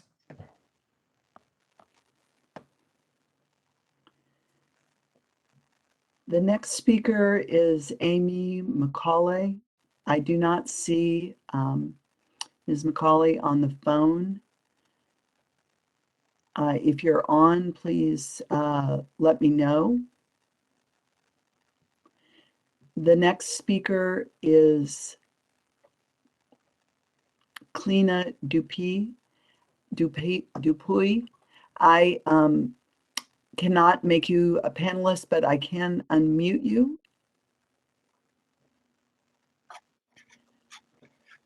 Yes. Please proceed. My name is Plina Dupuy. I'm a resident of Providence Point, and I'm also a taxpayer. I have brief comments.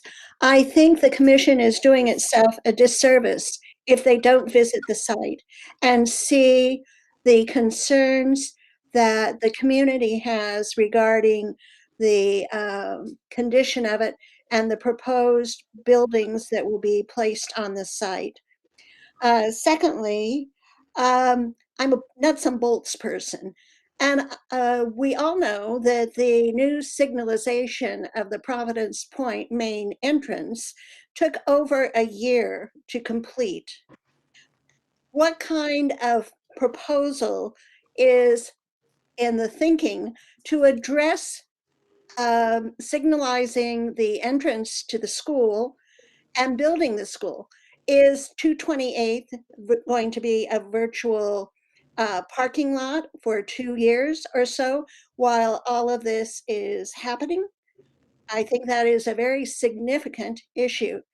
And thirdly, for Issaquah to be such an ardent, environmentally proactive community, why do we not see any indication of any energy saving proposals being made for the school? There are no solar panels, there's no other efforts being made to provide for an environmentally sound site. Thank you very much. Thank you. The next speaker is Joanna Bueller. Ms. Bueller, I have unmuted you. Feel free to turn on your camera and let us know your thoughts. Hello? Yes, we can hear you. I don't know what happened to the video, so I apologize. I will talk to you instead. Good evening. My name is Joanna Bueller, and I'm talking on behalf of Save Lake Sammamish. It's an all-volunteer group, and so we appreciate your effort also as a volunteer group. We urge you to recommend denial of the site development plan at this time, and for these reasons. Number one, once the site development plan permit is granted, the ground has been broken. There will be no turning back. There's no plan B. Once the Issaquah School District gets going, they have an inherent conflict of interest by being both proponent and reviewer of all subsequent environmental decisions. Their refusal to conduct an honest environmental impact statement is indicative that they have negligible concern for the environment, and indeed they have a financial incentive to cut corners. Number one, they do not have the funds to complete this project and will be asking property owners to shell out more millions, and they've tucked this in with their technology levy, which is coming to the taxpayers this April. At the same time, the state is seeking funding to retrofit schools for earthquake hazards, and yet this proposed school complex will sit on a branch of the Seattle Fault on a very steep hillside. Drainage plans are inadequate, and they put the unique, wild, native Lake Sammamish kokanee at further risk of extinction. For 30-some years now, the community has been expending funds and efforts to try and protect these fish. And Laughing Jacobs Creek is one of only 4 creeks that still support runs of these salmon. And all of the runoff is going to go into Laughing Jacobs Creek. Detention, which they propose, reduces the volume of the peak flows, but it increases the flow duration. So the scar in the stream, it will be equal ultimately.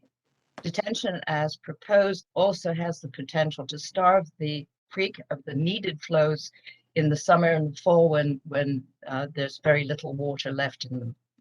30 seconds. Effective water quality treatment is expensive and needs to have a maintenance plan. Hydroseeding proposed for soil storage for the elementary school is not particularly good in the beginning, and it's laden with phosphorus and other nutrients, which will go and increase the milfoil growth in Lake Sammamish. Road and traffic permits have not been issued. Why is the district proposing a 20th century? Thank you for your listening to my comments.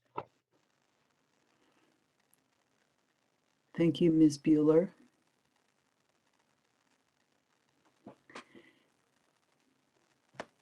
The next speaker is Irene Ng. She has withdrawn her request to speak. The next speaker is Patrick Mulaney. I don't believe he is here. If Mr. Mulaney is here, could he please raise his hand?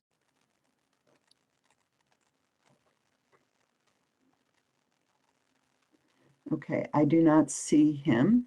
The next three speakers are David Kyle, Sam Lynn, and Andrew Kenefick. David, I am unmuting you. Please feel free to turn on your camera and begin speaking. Hello, if you can see me and hear me, my name is David Kyle. I work out of 2000 Northwest Sammamish Road, right at the Issaquah, the Lake Sammamish State Park, and I'm an active restorationist in the city. I wanted to thank you all for the opportunity to provide comment and your dedication to it's much appreciated. I'm the Lake Sammamish Kokanee Program Manager for Trout Unlimited. I've been focused on Lake Sammamish Kokanee restoration, stream restoration, outreach, and education, all to keep the beloved little red fish from extinction. In addition to conducting kokanee spawning and fry immigration monitoring, I've been advancing priority restoration identified for Laughing Jacobs Creek, one of 3 primary kokanee streams, for the last 5 years. We're currently advancing restoration design and permitting for these reaches, and we'll be seeking funding to make the project a reality in the next few years. I'm very concerned about this project's 900,000 square feet of impervious surfaces and its effects on the watershed, fish that utilize it, and the public and private property that will be impacted. We've already witnessed increased flows and flow frequency, resulting in scouring and large deposition burying salmon redds. Higher flows are expected as a consequence of climate change and increased impervious surfaces in the watershed. And they've affected one of our long-term downstream residents' access to his home for over 80 years. It undermined his sole bridge to drive in. If you walked up the canyon from the lower end, you would see that the canyon walls are very steep, mostly glacial till, and are generally unstable. Additional surface flow could cause mass wasting, resulting in significant sedimentation, impacting fish, infrastructure, public property, and downstream residents. I do not believe that this project proposal has fully captured the true impacts to the watershed. ISD has no intention to complete a full EIS and cannot confidently claim that this project will have no significant impact to the watershed. I would request ISD to do the following to help make the best informed decision to minimize this project's impacts to the watershed. Evaluate the entire project's impacts. This project's impact has been arbitrarily separated by jurisdictional boundary. Conduct a cumulative effects analysis specifically focused on a hydrologic perspective. Analysis should include existing effects and impact, flow durations, flow frequencies within Laughing Jacobs Creeks, and what the additive effects would be as a consequence of this proposed project and the expected consequences of climate change. And consider the downstream impacts of this project below all of the outflows from this project. I would hope that Providence Point's project would aim to be a shining example of responsible development to prioritize protecting our watersheds and supports the massive collaborative effort to save the native Lake Sammamish kokanee. At this point, I cannot say it does. Thank you for hearing my concerns. Thank you, Mr. Kyle. The next speaker is Sam Lynn, who has already unmuted himself. Feel free to turn on your camera and share your concerns. Well, I cannot get the video to click. I don't understand that. Not to worry, we can hear you. All right. Well, Lucy, that's the shortest last name you're going to have to deal with tonight, so enjoy for a couple of seconds. Good evening, Development Commission members. Thank you for this opportunity to speak. I am Sam Lynn, a retired physician, Rear Admiral, and Assistant Surgeon General, and I'm a resident and homeowner in Issaquah.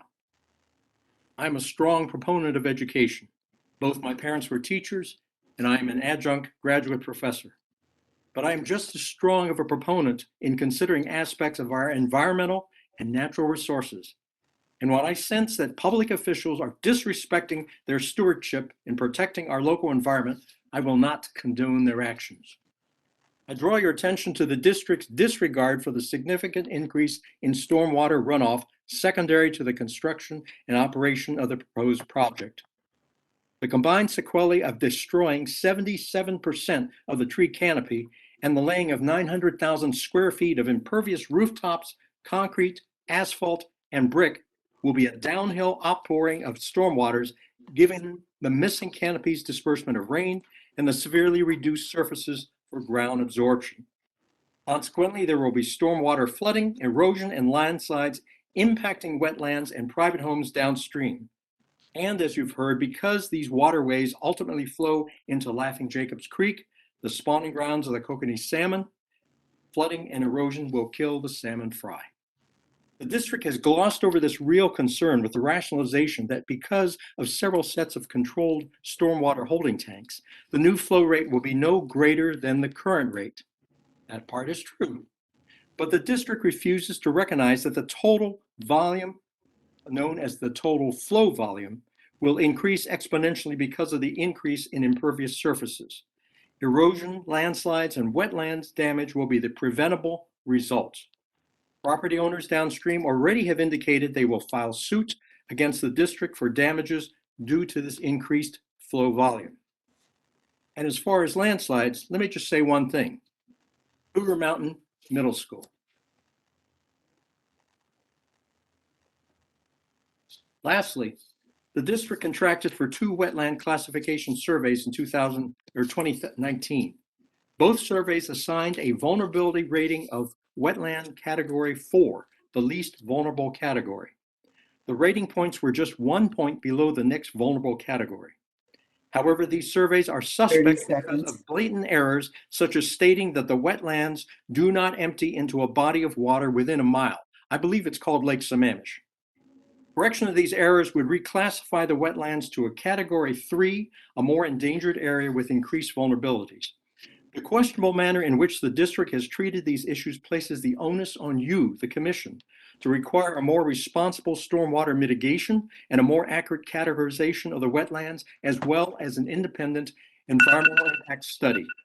The district will not conduct these for the property owners or the wetlands, and so it is up to you to direct them to do so and report back to you with accuracy and transparency.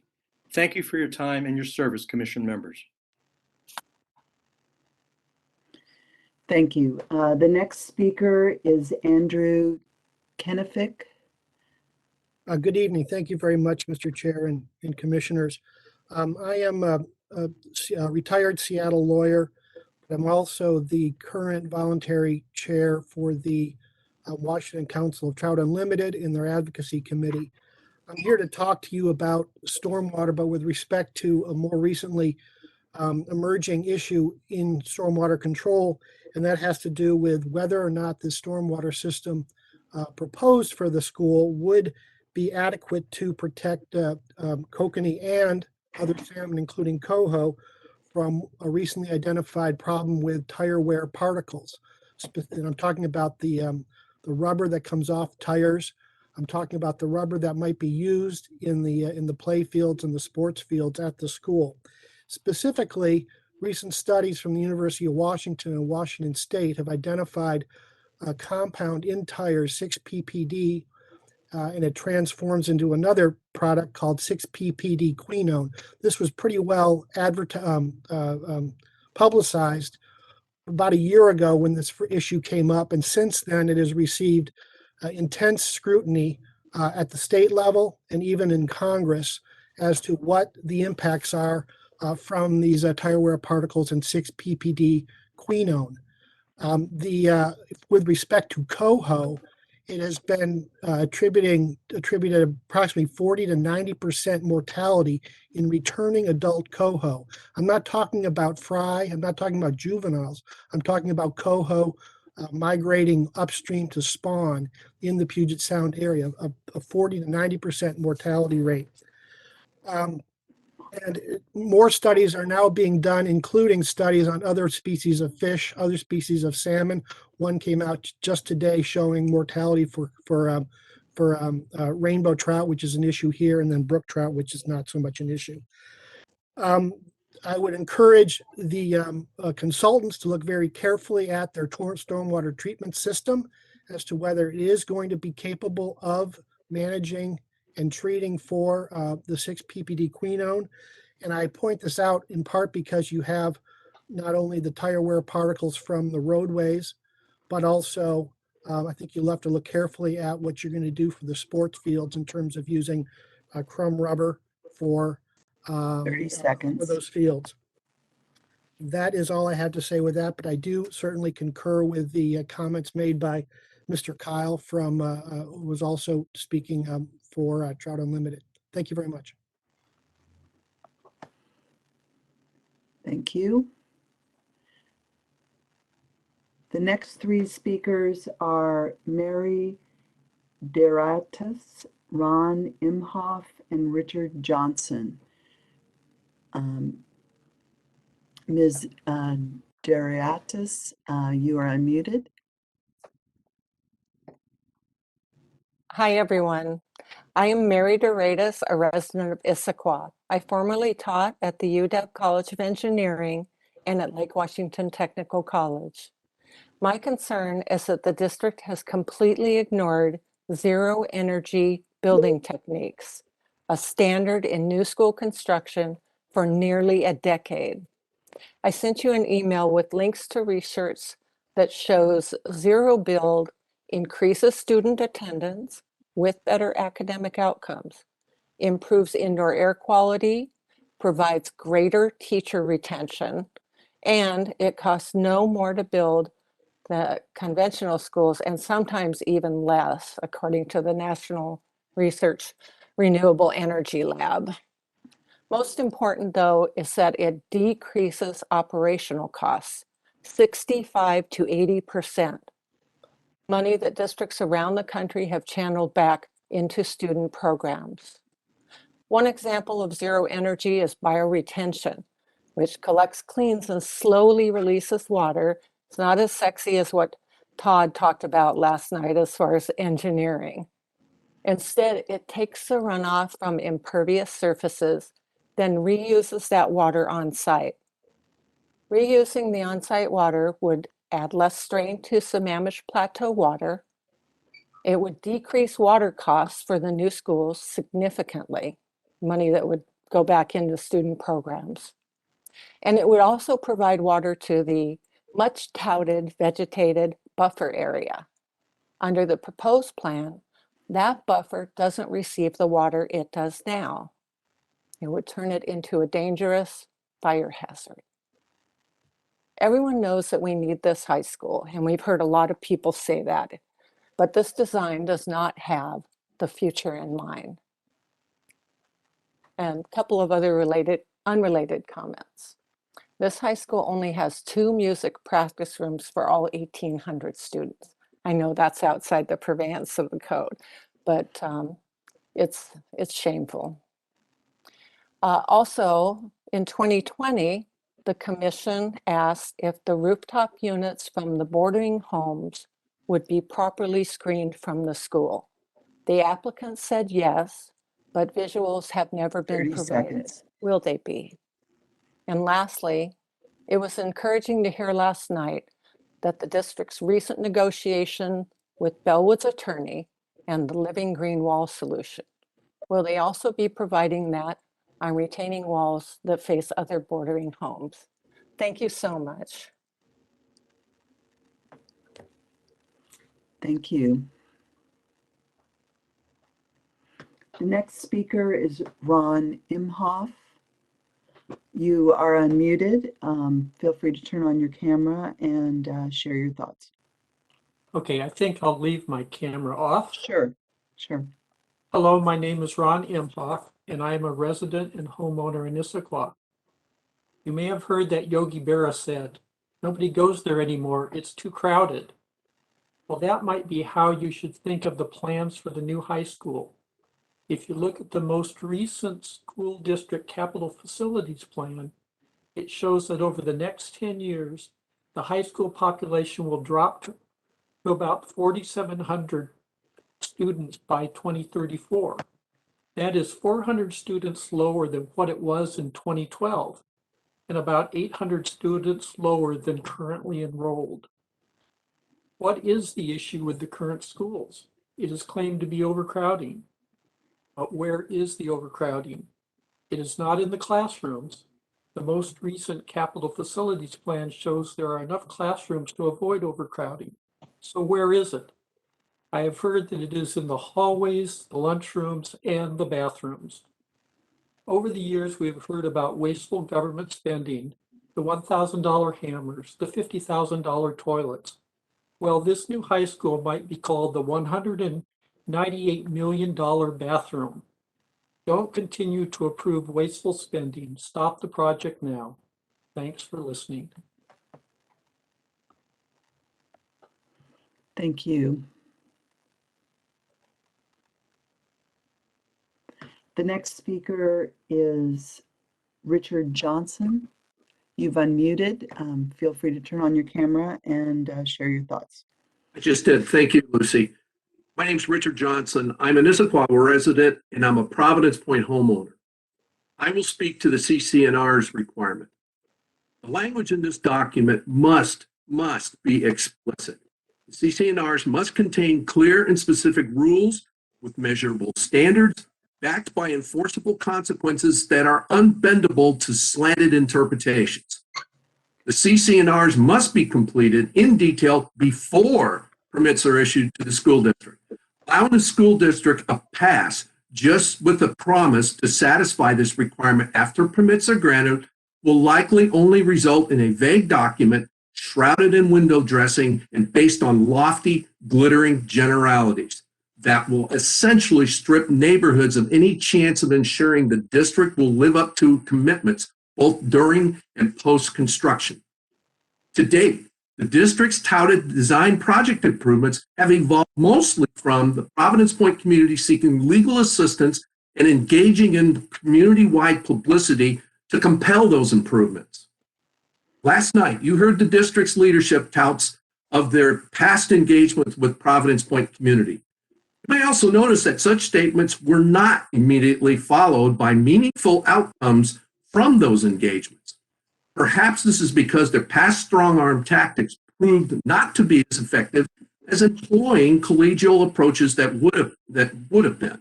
Regardless, the actual outcomes resulted in the community's warranted distrust and suspicion instead of their cooperation and support. If the district's leadership truly means to live up to their trite good neighbor soundbite, they would sincerely engage the Providence Point community leadership team to collaboratively craft the CC&R's document that is mutually beneficial to the community, the district, and the city of Issaquah. By leaving behind their past attempts at strong-arm tactics, such a sincere approach would probably transform the district's good neighbor soundbite from one that just rings with a thud to one that actually rings true.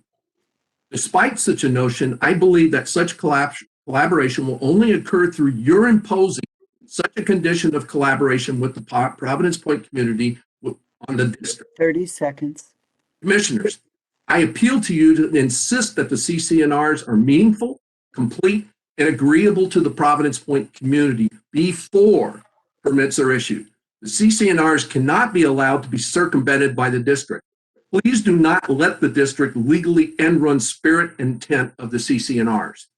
As part of the Providence Point community, I can only look to this commission to help us finally dial back the collective endless legal wrangling that we have engaged for both the district and Issaquah. Thank you. Thank you. So we have the last speaker on the list, which is Janelle Tamela, and then two speakers where we had technical difficulties, Timothy Brown and William Leiter. So we'll begin with Janelle. You have been unmuted. Feel free to turn on your camera and start speaking when you're ready. Okay, I'm trying to start the video, but I don't really know how. Well, we see you. Oh, good. Okay, that's great. Hi there. Sorry about that. As you said, hi, thank you for your time tonight. My name is Janelle Tamaela. I've lived in the Issaquah area for 20 years. I wanted to start with a super nice story that I just recently heard about Timber Ridge. They're a retirement community located in Tallis. Just this week, we were really excited to open our newest middle school right next to them, which is at the base of Tallis. At the beginning of this, they asked questions, which is absolutely within their rights, and I'm so glad that they did. But after those conversations, they realized that ISD keeps their promises, and they're happy now to have the school opening. And in fact, they actually asked if they could bring cookies to the next staff meeting. That to me is what community is, and I'm really, really happy to look forward to them working with our schools. And that's kind of how it's supposed to be, where you can welcome growth. Growth is hard, but this is what's happening. I am here to happily advocate again for the need for our fourth high school in Issaquah School District. We moved here because of the schools, and I have to tell you that these schools are overcrowded. I think that everybody's using time to think of all the ways that maybe it wouldn't make sense, but the truth is, we have worked hard to hear and meet and even exceed the concerns that adjacent neighbors have had. Our kids need this high school. They need to be able to connect again in a real way. Our hallways are so packed, and it's not conducive to a healthy learning environment. Mental health is taking a toll, and it's heartbreaking to say the least. The kids in our schools today are the future of our community. They will someday live here and pay taxes. Let's invest in them now so that they know their worth. Please approve these plans so that we can move forward to the next steps. Please be on the right side of this and go forward. I want you also to know that I have looked at the plans closely, and I've listened to residents adjacent to this plan. Growth is really tough again, and we have had quite the influx of residents over the past 20 years. The district has responded to the neighbors' concerns. I hate hearing all of this misinformation happening tonight because it's actually not, it's not factual. They have added more buffer than is required. They took huge steps to minimize noise and light issues. And because our schools are good neighbors, we are good neighbors to, we build schools that are good neighbors. Every school has neighbors, and ISD has been compliant and helpful to make sure that our community sees schools as a positive addition to our neighborhoods. It addressed the traffic issues, and it's made steps to mitigate those in a profound way. The site has been designed specifically with those concerns in mind, and it's time to give ISD your blessings and let us move forward for the kids. At the end, it's for the kids. Thank you so much for your time tonight.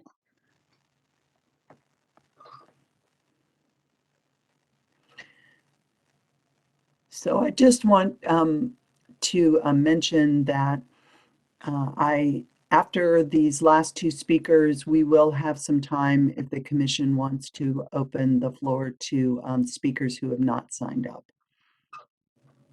The next speaker is Timothy Brown, who is unmuted. Please proceed, Mr. Brown. Yes, thank you very much for letting me speak. I'm going to have to, realizing the constraint everybody has on this 3 minutes, I'm going to have to make my comments very quick. I may sound like someone in a commercial speaking quickly. And I did write a 4-page critique of the noise studies. My comments will only address the noise studies. Let me give my conclusion first. It's that if you look at the Greenbush noise studies, they are very incomplete. They ignore major sounds. They do not integrate all the data that's available to give you an overall estimate of the impact of the project on Providence Point. Take the first study at hand, which is the study that looked at the street noise. You know, the environmental checklist requires that the developer actually look at things near the site that have loud noise, including street noise, and make a determination if they're major or not. Although the person from Greenwich Today shrugged that off, they actually did do a study. They compared the sound in 2019 at the north part of the campus and the south part of the campus with monitors right at the property line. I would ask you to look yourselves at these figures. They're in the last 2 pages of Appendix 46. They're figures F4, FB4, and FB5. What you'll be surprised to find out when you look at those figures, what they show the line that shows the authorized line, the level detected, and you find the actual sound of the picked up at the monitors. You will see that the sound in the morning exceeds now the level. It's over 40, both the level at the morning and at night, and it's over at 57 during the day. And when it's not on, it's an hourly rating. When it's not and that hour above, it's just below. Then, for whatever reason, they present the data, they make no conclusions, no interpretation, and then they ignore it. They don't include it in anything else they do. They could have combined that data with the on-site data, which they did collect, which they monitored for what the sound will be like once the high school and elementary school are built. They simply could have factored in another addition, talking about the street 30 noise, seconds. presumably the street noise that would have happened here. Finally, on the football stadium, they ignore that there is a band in that stadium that should be factored in. You go on 110 decibels. That is only 50 yards from the property. They also cite an incorrect WAC, which the staff also cite, that says they don't have to consider the on-traffic flow coming into the games. They are required to do that. If they do both of that, you will find that they are beyond the legal requirement for sound. Thank you.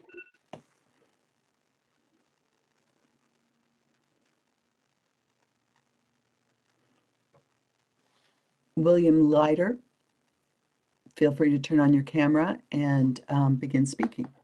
Yes. You hear me okay? Yes. Yeah, William Leiter. I'm a professional civil engineer. I've been retained by the Providence Point Umbrella Association to represent them in civil engineering matters and stormwater issues. I'd also like to state that I was a project manager on the Mount Lake Terrace High School project, and I can speak personally and directly to what can happen when you have an ill-planned, ill-conceived, badly designed project with cost overruns, change orders, and delays.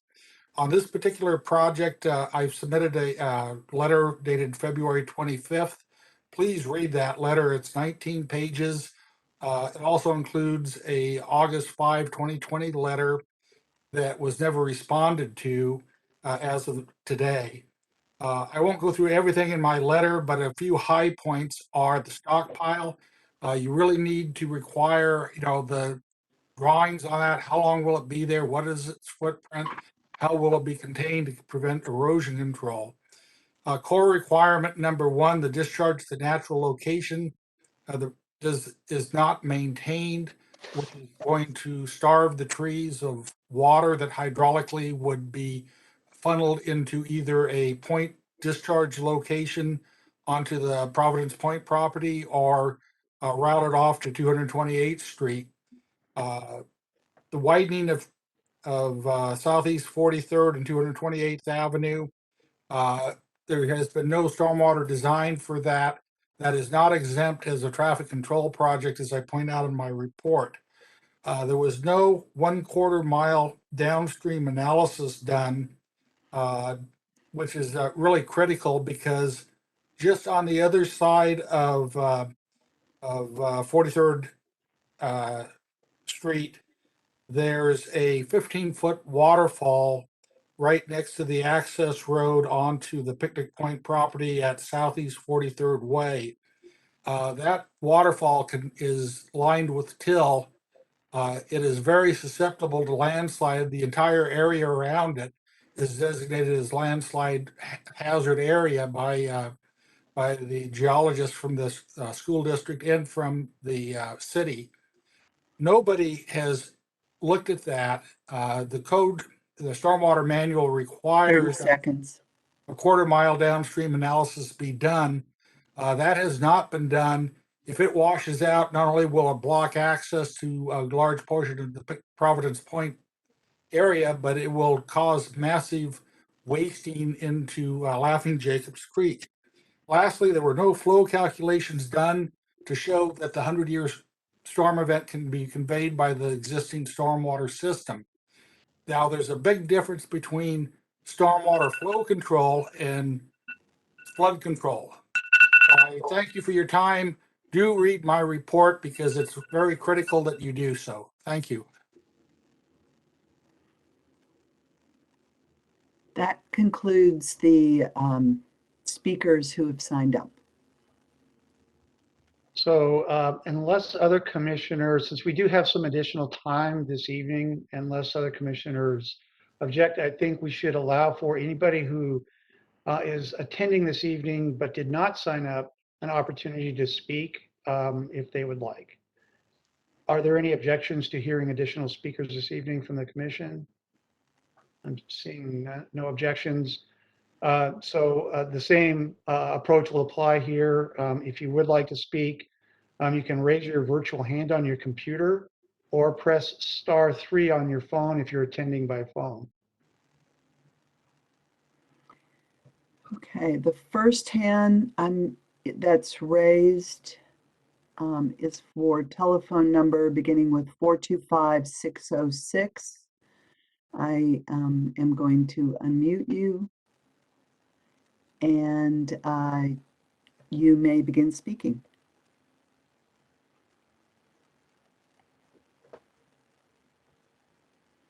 And also remind people to please introduce yourself, particularly if you're attending by phone, since we can't see your name. So that's helpful for the record. Thank you. This is a call-in. They're gone. Okay, next person whose hand's raised is their number begins 509-230. You are unmuted. Please proceed. Yes, I'm Betty Steiner. I'm a 5-year resident at Providence Point, and I'm very concerned with the environmental study that we have asked for and was not done. And I really hear the parents and the grandparents who want a better school working system for their kids. I was part of that, and I worked hard in Spokane to bring that about in our school district. But I would like to know if these reports that have been done at the behest of Providence Point and other environmental groups, have they been presented to the school district? Has the school district seen these reports? Have they also asked for reports similar to these to be done by the proper, and I do mean proper, agencies, as Providence Point seems to have people who really know what they're speaking about and have credentials? I would just like to know, have the school board members seen the results of these projects? All right, thank you. Thank you. The next speaker is Karen Broyles.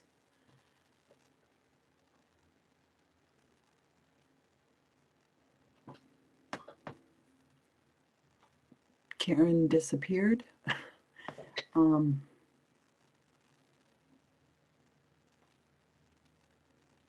Hello?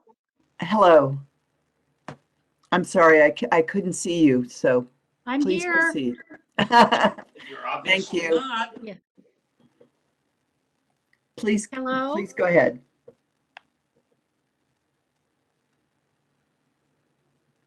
Ms. Broyles, can you hear me? Okay, can you see me now? No, but we can hear you. Go ahead, Kara. Okay. I'm here, I think. Now we see you, please. Okay, thank you. Thank you. My name is Karen Broyles. I am a retired educator. I have spent my career in Eastern Washington. I've always supported school levies. I'm also a taxpayer, and I am interested in seeing the largest number of students receiving the most educational value from the money spent. And I have real concerns about this project in looking at it in that light. People more eloquently and with more attention to detail have addressed a lot of aspects of this, including the stadium, including the cost of runoff from stormwater runoff, and the cost to the environment and to the fisheries. I'm curious about a few things. One of them is how many students will be using the outdoor athletic facilities? I mean, I really have to wonder about that. I know how many kids are on a football team, but how many students actually will use that stadium? I'm aware that other school districts have 2 or more schools using the same stadium. Other districts in the King Cole League double up or have multiple schools using the same stadium. I'm wondering whether that is really necessary. I would defer to a lot of other people that spoke about that, but that's one of the things I wonder in terms of cost. I'm also there again concerned about the runoff and the environmental impact I live at Providence Point. I live right next to the grounds. It's right across the street from where I live. I know that it's a hill going up there and that the water does run downhill. And I am concerned about slides and other issues, the storm sewers being overwhelmed. I'm also wondering about how this money is being spent in relation to other students. Again, back to the 30 cost seconds. of the stadium and other athletic fields. I wonder if that kind of attention and money is being spent on students who don't participate in sports, but do participate in performing arts and computers, robotics. Last night it was mentioned that it was going to be tough to schedule tennis tournaments. Well, is it going to be tough to schedule other kinds of tournaments and competitions that are indoors? I think there are a lot of issues that need to be addressed and need to be answered in terms of, are we getting the best educational Broyles. value for our money? Are we getting the best value that impacts the greatest number Broyles. of students for our money? Ms. Broyles, you have been muted. Your time is up. Thank you.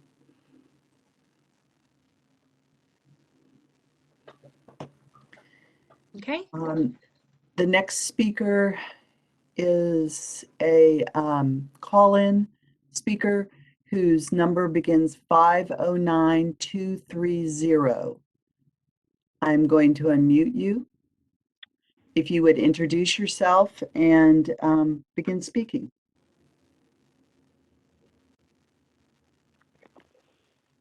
Call-in participant, phone number beginning with 509230.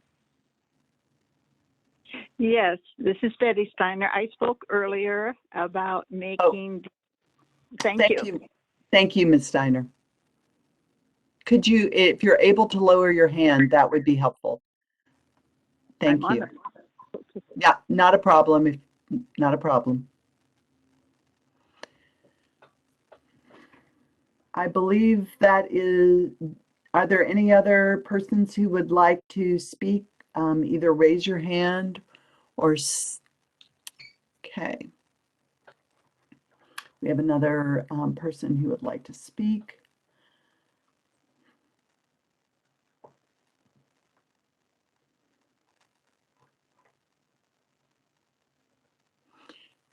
I believe this is Connie Marsh. Feel free to, I've unmuted you. Feel free to turn on your camera and speak when you're ready. Hi, this is Connie Marsh, and I live up on Squawk Mountain.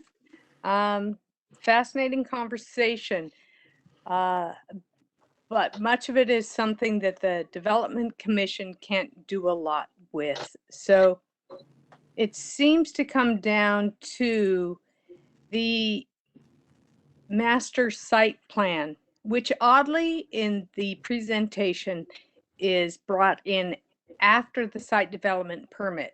But the master site plan is the overarching plan that the site development permit would then work within. And so one of the criteria, because you have a series of criteria for master site plans, is that the proposed project will be compatible with the land uses in the vicinity of the project site. And this isn't a conversation about whether it's been mitigated.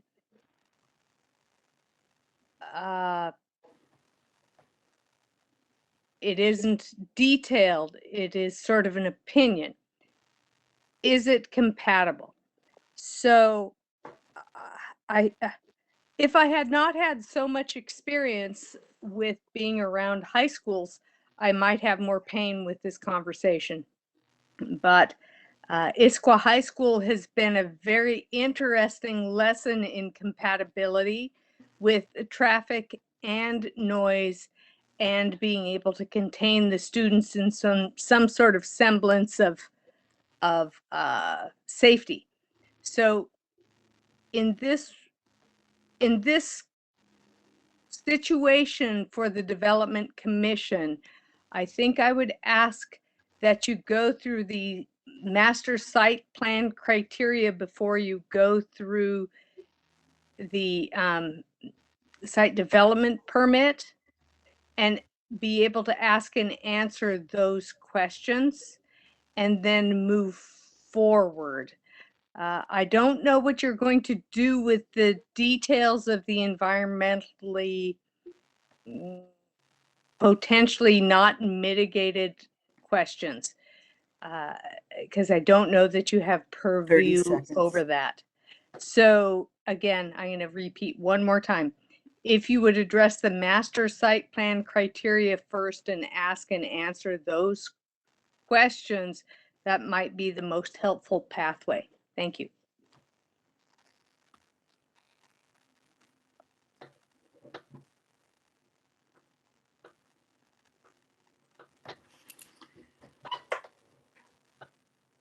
Any other speakers?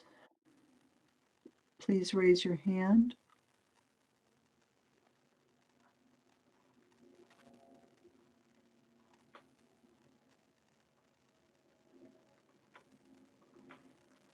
I am not seeing any additional speakers.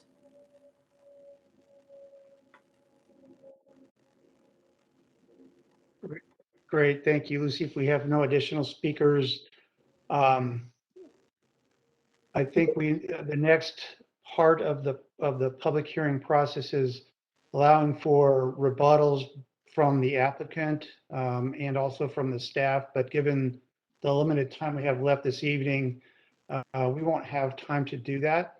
So when we reconvene on the 16th, we will move forward with the opportunities for rebuttals from the applicant, from the school district team, and from the staff. And it will also provide another opportunity for the commissioners to ask questions of the applicant before we begin our deliberations as far as the process is concerned. So, but before we move to adjourn this evening, I just want to thank all of the people who took time out of your evening to participate in this public hearing and provide public comment. I am so impressed with how prepared everybody has been, how well you essentially made your points, and giving the commission obviously a lot more to think about. Also want to thank a lot of you for your written comments. Some of the names were very familiar this evening, so thank you for that. Again, this is how the process works. It is a public engagement process. It is very structured, as I think we've all experienced, but we are paying attention to the comments that we're receiving both in the public comment period as well as what you've provided us in documents in comment. So is there any, before we adjourn, Lucy, is there any additional business for the commission this evening? No, I would just point out to the public, we were able to include the links for last night's and tonight's meeting in the public notice for the March 16th meeting, which will begin at 7 p.m. On our website, either from the city's calendar or looking at the agenda for the meeting on the Development Commission's page, there will be links that will allow you to enter the meeting. If there's any questions, feel free to contact me.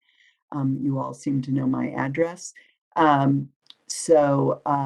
But those two locations, the city calendar and the Development Commission's webpage, the agenda for the March 17th meeting, those are the two best places to find the link to that future meeting. Great, thanks, Lisa, for that information. So what we will do on the Wednesday, March 16th meeting is it will be the opportunity. We won't be taking additional public comment. We are closing the public comment period this evening, but moving on to the next step, which is the rebuttals and then questions from commission members, and then we move to deliberation on the information that we've received. So those are the next steps. So any questions from commission members or any additional business for the commission tonight? Hearing none, then I will declare the meeting adjourned at 9:42. Have a good evening, everyone, and thanks again to all the public who participated.